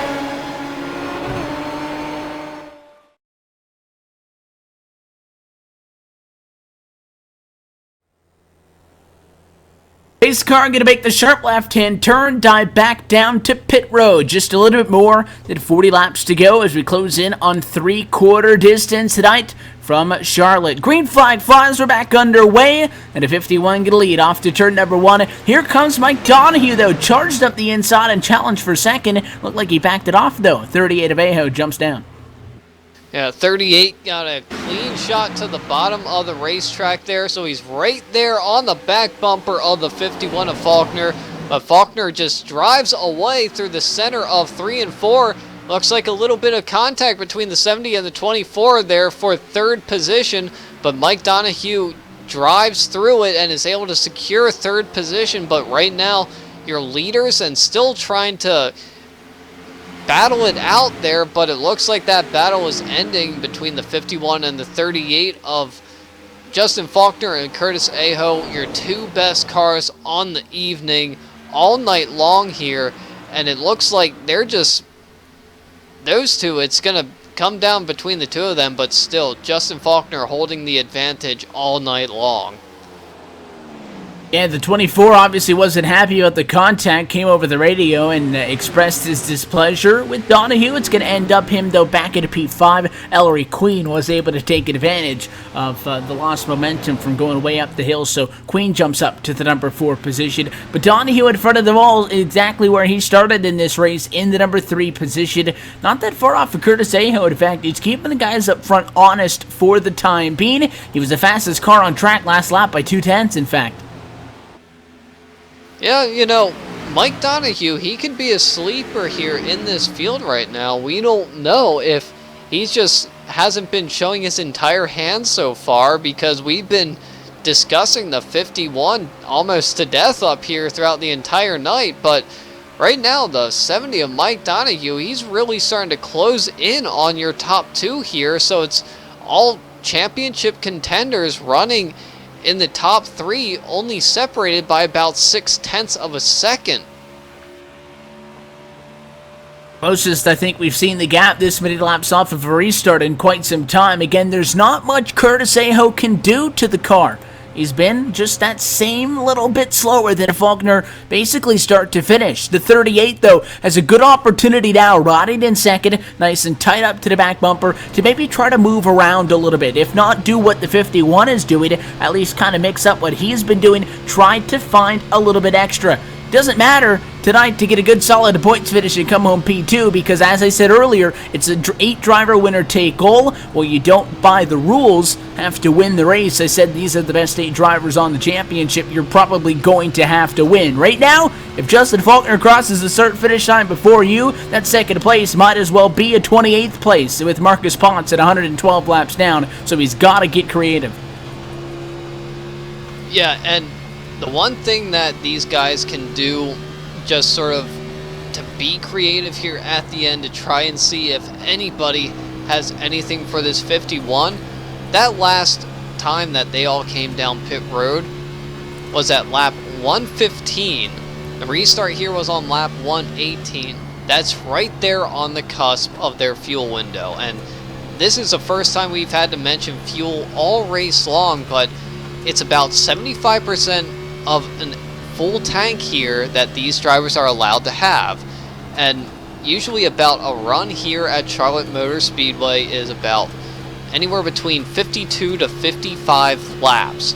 And that's the cusp right there with 75% fuel is right around 40 laps worth. So these guys might just be a little bit short. They might have to save, or they could come back down pit road, gamble that it goes green the entire way, and just get that splash of fuel that they need to finish. So there's still could still be some strategy going on, and right now that might be a forethought for Justin Faulkner, because he's really slowed up here and he's letting the 38 and 70 close in on him. Yeah, not the best lap times. A 28.6 the last time around for Justin Faulkner, and in fact, it has been closer to one of his slower runs. He's been at a 28.1, and then the last 3 laps, a 2, a 4, and a 6, losing 2/10 every single time around. I think the 51 more so just making mistakes, but again, is the 51 starting to feel the pressure? It's getting real now. We're going to be at 30 laps to go here very shortly. The 38 all over him. Mike Donahue all over him, coming from the back end. Both of those drivers, other championship hopefuls. Yeah, and you know, this is the closest battle we've seen for the lead so far here tonight, and the rest of the field just sort of hanging out almost 4 seconds off the pace of the top 3. Fourth place, the 62 of Ellery Queen, is 4 seconds behind.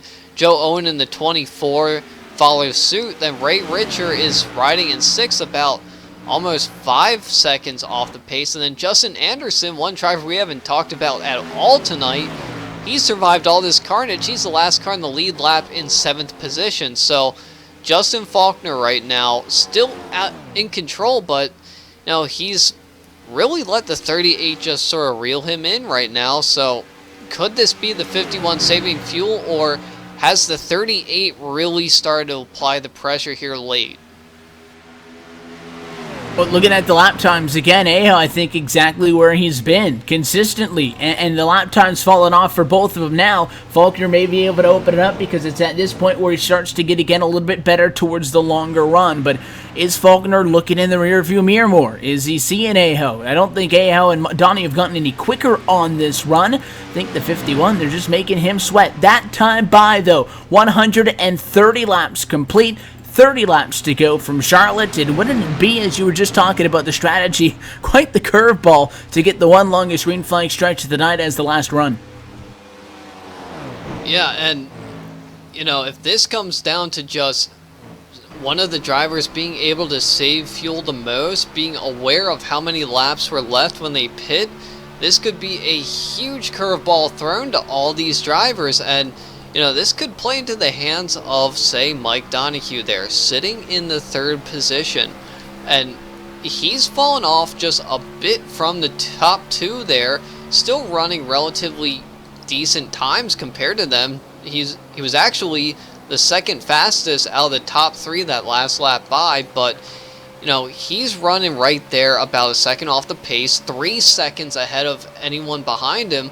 So he can try and save both tires and fuel and try to make it the rest of the way. But with how Curtis Aho is pressuring Justin Faulkner right now, those two might not be able to save fuel. They might have to use every bit that they can, just racing against each other. And the 70 could come out of this looking like a genius on the pit strategy.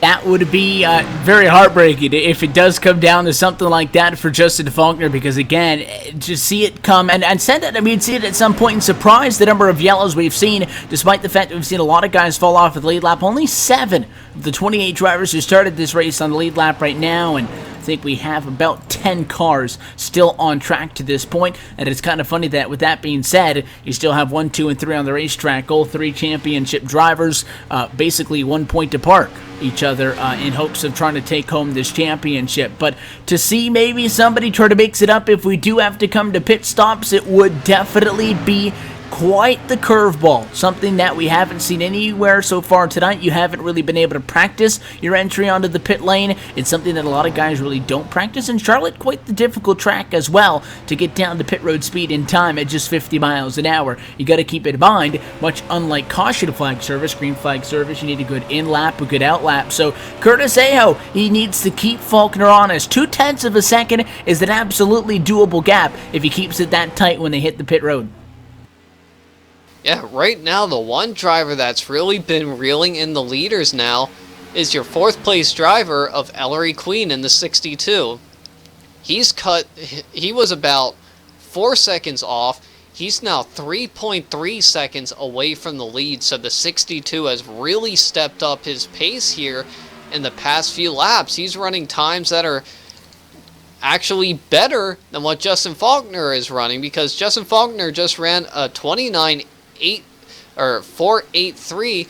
Ellery Queen ran a 29.191. He cut that gap down by 0.3 of a second. He's now 3 seconds behind, and now Curtis Aho is going to the inside Justin Faulkner for the lead. Side by side for the race lead. First time tonight, Justin Faulkner has come under attack outside of the lap off of a restart. Inside for Curtis Aho. He got him on the bottom of the racetrack. 35 laps to go. Closed in now. At that point, it looked like it was all for the 51. Faulkner was running away. You look 10 laps later and close it in on 20 laps to go. Curtis Aho from nowhere puts his Ford Fusion in the race lead. What a power move by the 38 of Curtis Aho to step out in front of that 51 machine. And really, it's, as I said before, this is just raising the question, is the 51 saving? Does he know how much fuel is left? Or is the 38 stepping up? Or is the 51 just fading? We don't know just yet. So many variables left in this race with just about 20 laps to go. And the headlines are still building between the leaders. Yeah, Faulkner, I'm not sure if he got a bad set of tires or something, but maybe heated up the tires, some sort of an issue. But Curtis Aho has been able to get around him now, not getting away. 51 is kind of hanging out where Aho's been all night long. So the 38 saying, how you like that view? It's about a 5-6 car length disadvantage. 20 laps to go, though. And Justin Faulkner now really has to be getting nervous. Now, another thing that might be happening, the past update that we've had implemented the new surface model version 2, and rubber buildup has increased by about 3 times its original amount. So, with more rubber being put into the track, more heat being put into the track, could the handling be going away for the 51? But no, he's coming down pit road. Green flag stop for the 51 of Justin Faulkner, and it looks like he knew that he was not going to be able to make it the rest of the way on fuel. So he comes down first car onto pit lane. We're going to see where and if anyone else starts coming down. But right now the 38 of Curtis Aho is out in front. We'll see if he comes down shortly. I would expect he that needs to come down the next lap, but he is. Here comes Curtis Aho. He wants to charge the line, got to get it down to 50 miles an hour. He gets it down without issue. There was no issue either for Justin Faulkner getting down to pit road. He just took his service. He's off and away. He did decide to go with 4 tires. Aho down pit road. He's followed down pit road by Ellery Queen as well. We need to keep our eyes on that number 38 Ford and see where he cycles through to. I think that pit stop may be, ironically enough, talking about things that could have cost 2 tires, though, for the 38. Curtis Aho going to cut the time on pit road in half. 2 tires only. He'll get back out, certainly, to the race lead. Does he have a car to hang on to it, though? That's the call for the championship. Justin Faulkner is now entering turn number 1 at full song, as the 38 of Curtis Aho has re-entered the track in turn number 2. It's going to be really close here. The 51 is hustling. He's to the inside of the 44 of Ray Richer, clears him easily, but the gap between the 38 and the 51, I think, is too close for the 38 to really capitalize from. There's always a little bit of nerves, as I said, coming down to pit road, getting it slowed up. Curtis Aho going to get held up that time at a 24. No room given by Joe Owen. That's really going to hurt him. From turn 2 down to 3, here comes the 51. Before they came down pit road, Faulkner looked slower, but the 38 hit pit road in the center of 3 and 4, and it's going to be the call that may cost him the championship. Faulkner to the inside. He'll take the race lead at 16 to go. Well, the race lead still belongs to Joe Owen, but this is the battle for the championship. The 51 almost gets his rear bumper cut off by the 38. Close call. And the 38 do anything? I don't think he can, Tyler. And the point that I was going to make before the 38 took the 2 tires was that the 51 coming down 1 lap prior may have been the move that wins Justin Faulkner the race. We had spent so much time talking about how the pit stops could be what costs him the race, and ironically enough, it looked like that it was going to be the winning decision for him. But for that 38, I think the big difference was what they did on pit road. 51 attacked it, drove it in hard, and it got it down to speed in time. What we saw very noticeably out of Curtis Aho, he went down to the apron in the center of 3 and 4. It cost him time, and I think that, on top of the fact that the 51 got fresh tires 1 lap earlier, is the big game changer there. Yeah, and just getting 2 right side tires versus 4 tires altogether is that there's a difference in the heat between the right and the left sides. And looking at the 38 right now, whenever he enters into turn number 1, whenever he goes over that hill on the entry to the corner, it really upsets the car. You can actually see the 38 get loose on entry, and that's just really killing all the speed that he needs to carry through the center of the corner. That time by, he was able to keep it planted, but he's just losing time now to the 51 of Justin Faulkner. So the 51 is really looking like the star here tonight, and he's just pulling away from the 38, but it's still not over. We still have 12 laps to go in this event, and anything can still happen. Do we see a caution flag come out late? We hadn't seen green flag pit stops at any point tonight until now.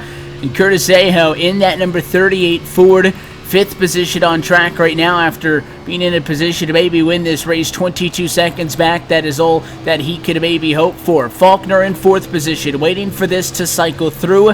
But does it? Will it? 11 laps to go that time by. Joe Owen, your provisional race leader, stays out still in control of this race. Not a championship competitor. You got Ray Richard still staying out in the number 2 position. Not a championship competitor. Justin Anderson stayed out to 3rd. Not a championship competitor. So while Justin Faulkner wants to win the race, the only driver he cares about right now is 2 seconds behind him. Yeah, I think at this point, Justin Faulkner knows that he has this championship wrapped up, and with so few cars left on track, why not try and go for the victory as well? Because looking at the timing right now, Joe Owen just crossed the line. He ran a 30.228. Justin Faulkner, a 28.3, so he's about 2 seconds quicker than your race leader right now, who's even questionable on whether or not he can go the distance on fuel.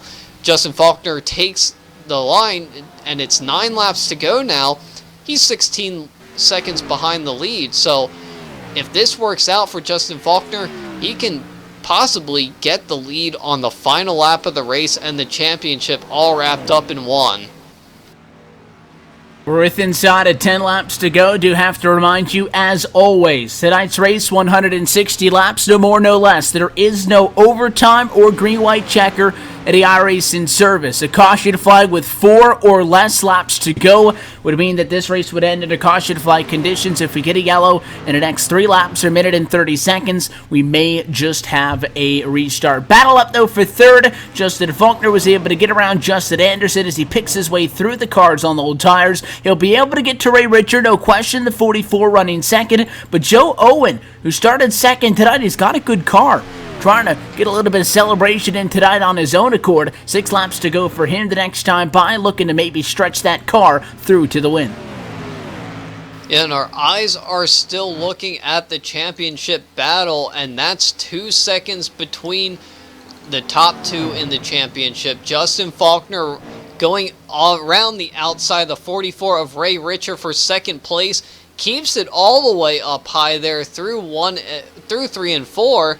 And now crossing the line, he has 6 laps to go and 11.5 seconds between him and the 24 of Joe Owen. And speaking of Joe Owen, does he even have enough fuel to make it to the end of this race? Or will he be able to hold off and upset the field with this victory? 5 laps to go for the 24, but the 51 is hustling quickly. Trying to close in, try to make up the gap. Justin Faulkner gonna need about 2 seconds a lap minimum. I don't think he's gonna catch the 24. That's good news for Joe Owen, because if he doesn't have enough fuel, he's got plenty of time to work and try to close that gap in and just coast it. You don't have to stay up at full song. You got a 10-second gap to work. It's an extremely difficult thing for a driver to do, to be able to kind of accurately gauge how much time can I give up here. But he's got the fuel numbers on board. The advantage to what the drivers have here in the sim as they get a live look and at how many gallons left the gas they have on board. There's also an estimate of how many laps that's going to be, but because it can count the gallons right down to the 1/10 of a gallon, he can do his own math. And I think the 24 not slowing down yet would lead me to believe it's either 1 or 2 cases, Tyler. A, he's so far out of gas that he's going to be having to come down pit road the next time, and saving's not going to help. Or B, it's not an issue. Yeah, and just to reiterate your statement earlier, we're within 5 laps to go. Caution comes out that will end this race, and right now it looks like the 51 of Justin Faulkner would finish second, but also he will win the championship here, and it's just going to be about 4.5 miles left for the 51 to do so. He's in the middle of 3 and 4. Coming out of turn number 4, he's going to get 2 laps to go for his championship season. 2 laps to go, and the popsicle sticks to the air for race leader Joe Owen, but also Justin Faulkner. He has a 2.5 second advantage over Curtis Ahu, who rides right now in the number 3 position on the racetrack, and it's probably not going to matter. 1.5 miles to go for the 24, white flag in front of him. Joe Owen crosses the line here, white flag out in the air, but still all eyes are on that 51 machine as he comes across the line. 5 seconds off the lead, but he's about 3 seconds ahead of third place, and that means that he will come to the championship finale here. Half a lap left for the 51 as he enters turn number 3. Joe Owen still out in front. Joe Owen has enough gas. He's going to win the race, but Justin Faulkner comes off of turn number 4, and he will win the championship.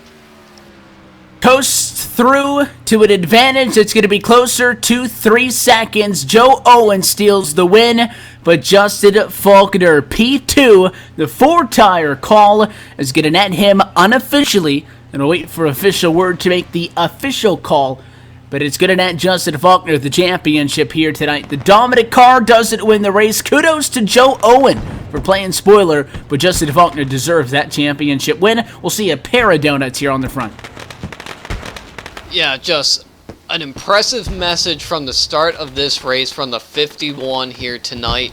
He went out, showed that he was the fastest car in practice, went out, qualified on the pole, and now as they celebrate, the 51 backs it up into the 24, but it doesn't matter as both drivers celebrate here for 2 different reasons. The 51 getting the championship, the 24 getting the win, and I believe the 24 is now officially out of fuel. He's not able to burn anything out. They'll push it to victory lane, where we'll catch up with them in just a moment. Joe Owen, your winner. Justin Faulkner, your champion. The LSRTV post-race show right next at LSRTV and iRacing Live. Plenty more to come from Charlotte.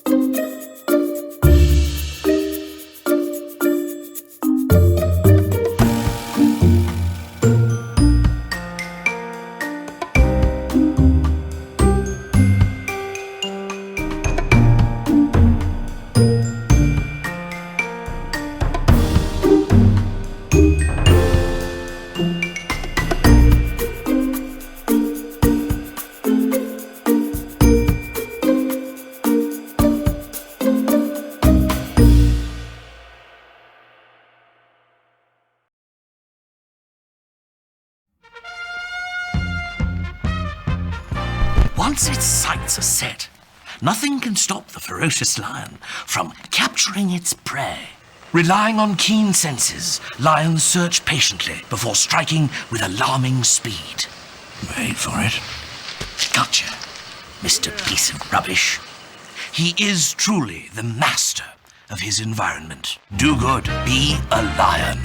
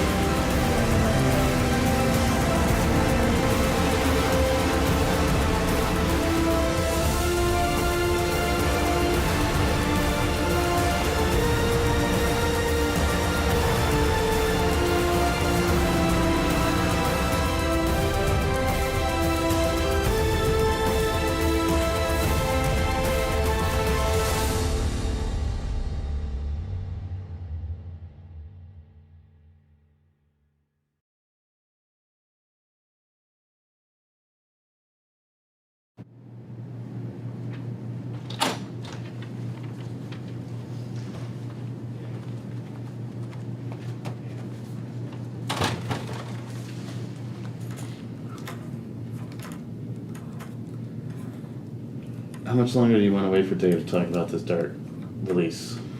Why? What's he doing? I'm pretty sure he's playing Pokemon again. Again?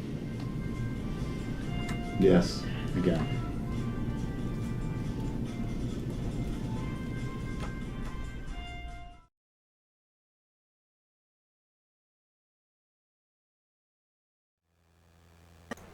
Welcome back to the Domino's TYJ Cup Series, presented by Office HQ and Domino's. Cisco Scaramuza alongside Tyler Herr, and we brought back an old face to the broadcast booth here. Gabe, will be hearing from him in a moment, but Tyler, we finish off here at Charlotte. Joan will bring home your win, and Justin Faulkner will come home second, bringing home the championship. Let's take them through their full race rundown.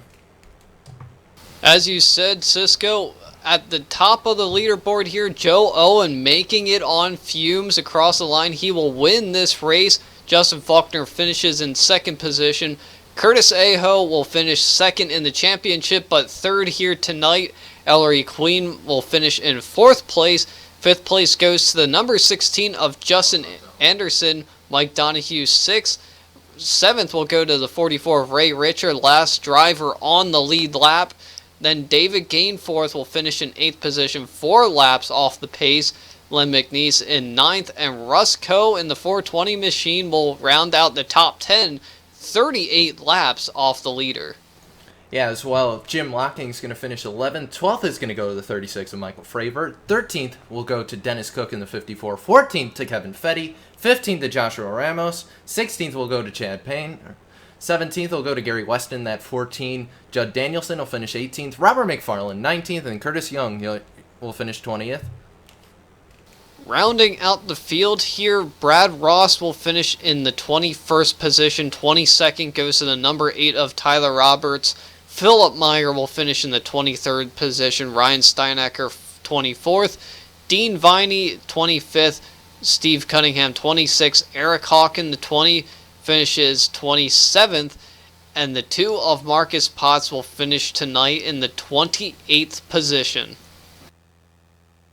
Well, we're going to start the interviews right now, so I've caught up down here in Victory Lane, and Joe Owen has made it here in Victory Lane. They had to push the car all the way from the track. He was out of gas, but Joe, I believe it's your first career win in the series, but you get it done here at Charlotte on the fuel mileage. Talk us through your race. Oh, God. It was a heck of a race. I knew I had a fast car through practice and everything, and luckily through some pit strategy and running and just staying where I needed to be for the finish, was able to take it home and run out trying to do a burnout. But yeah, it was my first win and feels great. Absolutely, and definitely a great way to cap off the season. And we can look back. How was your season as a whole? Obviously, it finished really well, but talk us through your whole season. How did it go for you? Oh, it went pretty good, especially with me being new to iRacing. And the little experience that I do have driving these cars and being in iRacing in general, because I just joined in the middle of January and I was able to get in Domino's TYJ the end of March. But as a whole, far as running with Domino's, I'm pleased and real anxious to start that 2017 year where I can run a full season instead of missing a few races that I have missed. Absolutely. Well, great way to cap off your season. Joe, sponsors, shout-outs. Who gets it done for you in the 2014? I tell you, I got so many people. First of all, I want to thank my teammates and Philip Meyer and Justin Anderson, Jay Queen.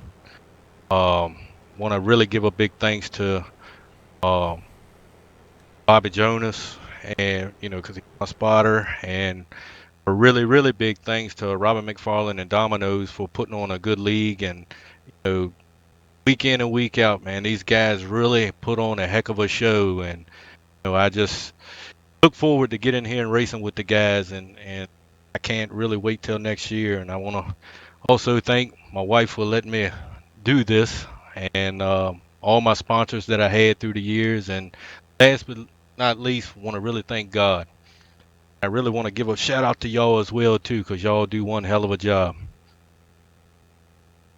Well, we thank you, Joe. Congratulations on the win, and who knows, we'll see you maybe in 2017, or at least we'll see you around the iRacing service.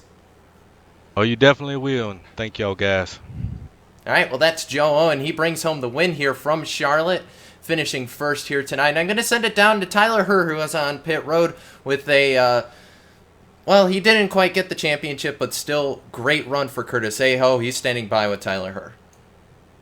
I'm down here with the 38 Ford driver of Curtis Aho, and gotta tell you, you gave it all you had there, and on that final pit strategy there, you took 2 tires versus 4, but still, you gave it all you had to try and secure that championship, and you had a great season. Just, talk to us about your race there, Curtis. Thanks, Tyler. Yeah, it came down to strategy, and out of the 3 that we picked, I picked the worst one. I saw Justin go down. I went down right after him. Decided to take 2 and a splash of fuel, and that just wasn't enough. I definitely should have took 4 tires there. Yeah, you finish your season off here with 1 win, 9 top 5s, and 11 top 10s. So for the first season here with Domino's and its inaugural Cup season, you did a fantastic job. Just going into this race, what was really your game plan, just trying to do what you can for winning the championship? Yeah, just like I said 2 weeks ago, I'm just trying to keep my nose clean, stay out of all the cautions that happened, and be there for like the last 40 laps. Yeah, you definitely did a great job out here tonight. Unfortunately, just a little bit short, which, considering the speed that the 51 had shown, is really nothing to be ashamed of at all. And next season, how do you feel your chances are for trying to go back there and get one more position out of the standings? Next year is going to be a little tougher. We have a lot of guys coming in with higher I rating. It's going to be a lot harder competition, I'm guessing. Hopefully, I'll be able to be up in the front more that season coming up. I'll practice a lot more in the off season.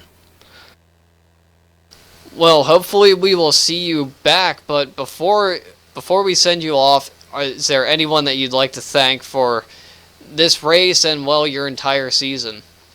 Yeah, definitely. Office HQ for sponsoring it.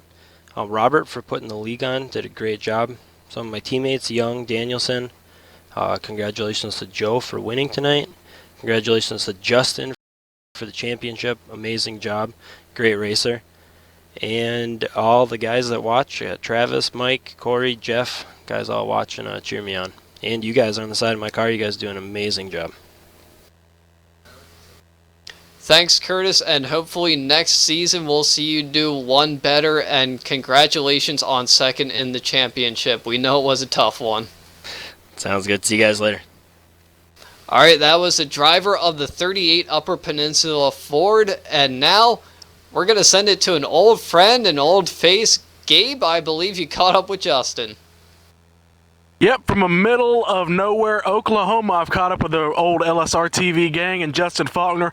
Congratulations on your championship win. It had to be tough out there. I'd just like to say, a couple months ago, toward the end of 2015, I got an email from Domino's, and they said that they wanted me in the booth for the 2016 season. That was a huge honor, and when I found out that I was not going to be able to finish the season, and I had to move to Oklahoma for a few short months, I was a little upset, but Cisco messaged me just a few minutes ago and wanted me to come interview the champion. Justin, congratulations.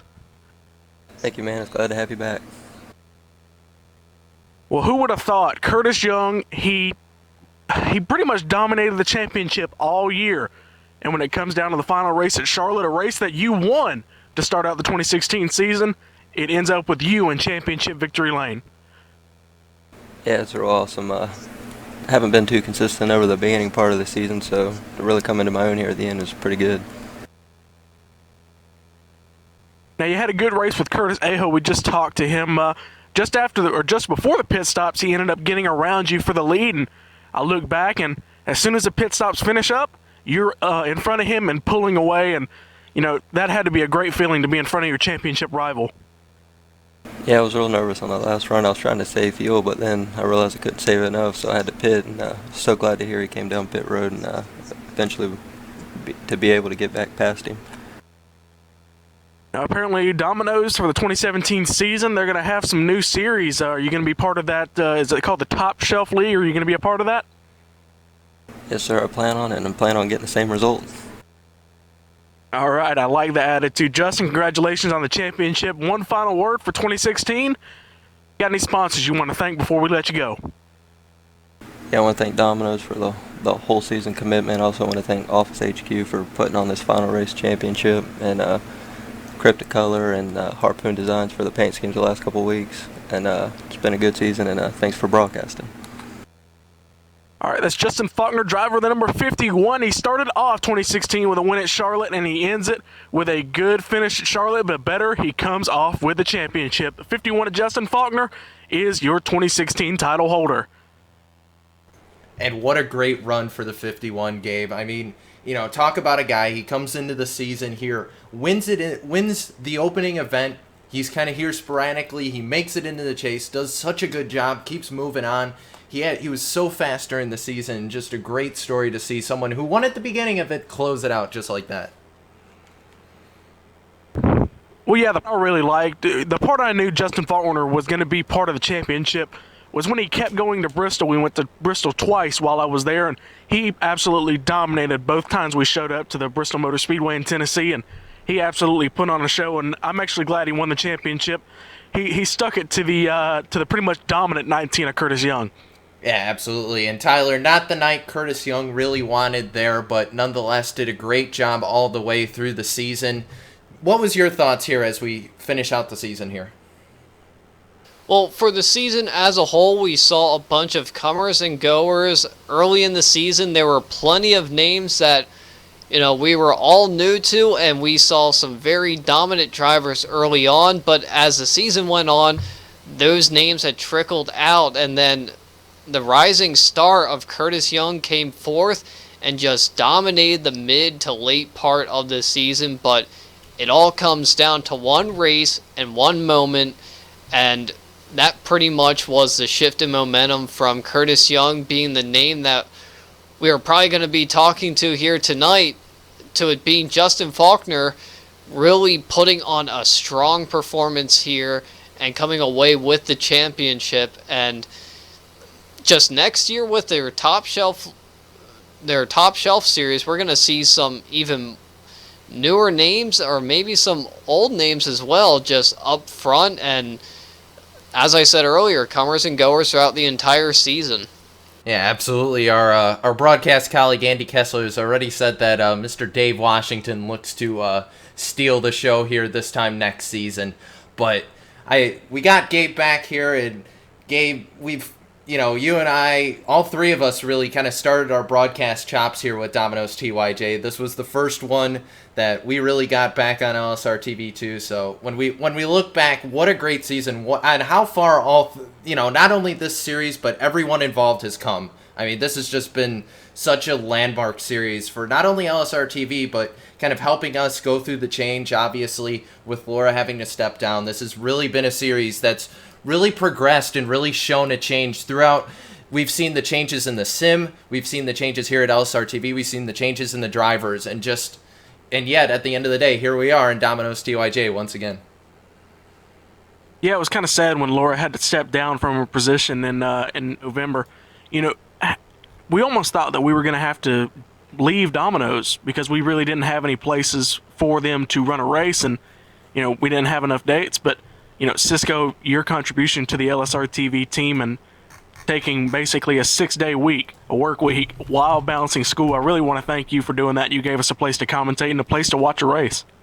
Absolutely, and thank you for that, Gabe. But honestly, this league it's been such a cornerstone of our coverage here on LSRTV. They've done such a great job, and I just want to give a shout out to all the sponsors that have come along, guys like Trailer Trash 420, Office HQ, of course, we don't want to forget them. Office HQ is everything for the workplace, from file folders, printer cartridges, break room, and cleaning supplies. Visit them on the web at myofficehq.com or call 217-670-2615 and speak with the local representative. Office HQ is a proud sponsor of the Domino's TYJ Racing family, and they want to wish a congratulations to Justin Faulkner on the championship. But Tyler, as we wrap up here and set our sights maybe on the 2017 season, final thoughts, last moments. Well, it's certainly been a journey from start to finish with the two of you and all the drivers in this series, and looking forward with the addition of this top shelf series, we're going to see a lot harder racing and a lot more people coming through the field and such. And as you said, Mr. Dave Washington, I know that he's going to be a tough competition, but we don't know who else is going to jump on board, so it should be a great watch to see who comes through the field with this top shelf series. Absolutely, and that's going to do it for our coverage here from Charlotte Motor Speedway. Cisco Scaramuza here. Evan Pizzoco did have to step away. Exam, I know the feeling. He's got an exam to take. I got one in the morning. But either way, we want to say thank you to all our loyal viewers who tuned in throughout the season and watched us here for the Domino's TYJ Racing Cup Series. But for everyone here for the LSRTV crew, for Gabe Wood, Tyler Herr, Evan Pizzoco, Benjamin Kilcrease, all the guys that helped out with the series, Andy Kessler, Laura Lawson, and of course Evan Pizzoco. I'm Cisco Scaramuza. If you want to look out for more of LSRTV's racing coverage, you can find it on our website at livesimracing.com. You can check out a full broadcast schedule there, or head to iRacing.com/live and check out all the live racing from that link. But for everyone here, thank you for being a part of their Domino's TYJ racing coverage, and we hope to see you next year for the Domino's TYJ Top Shelf League. But until then, good night and have a great night.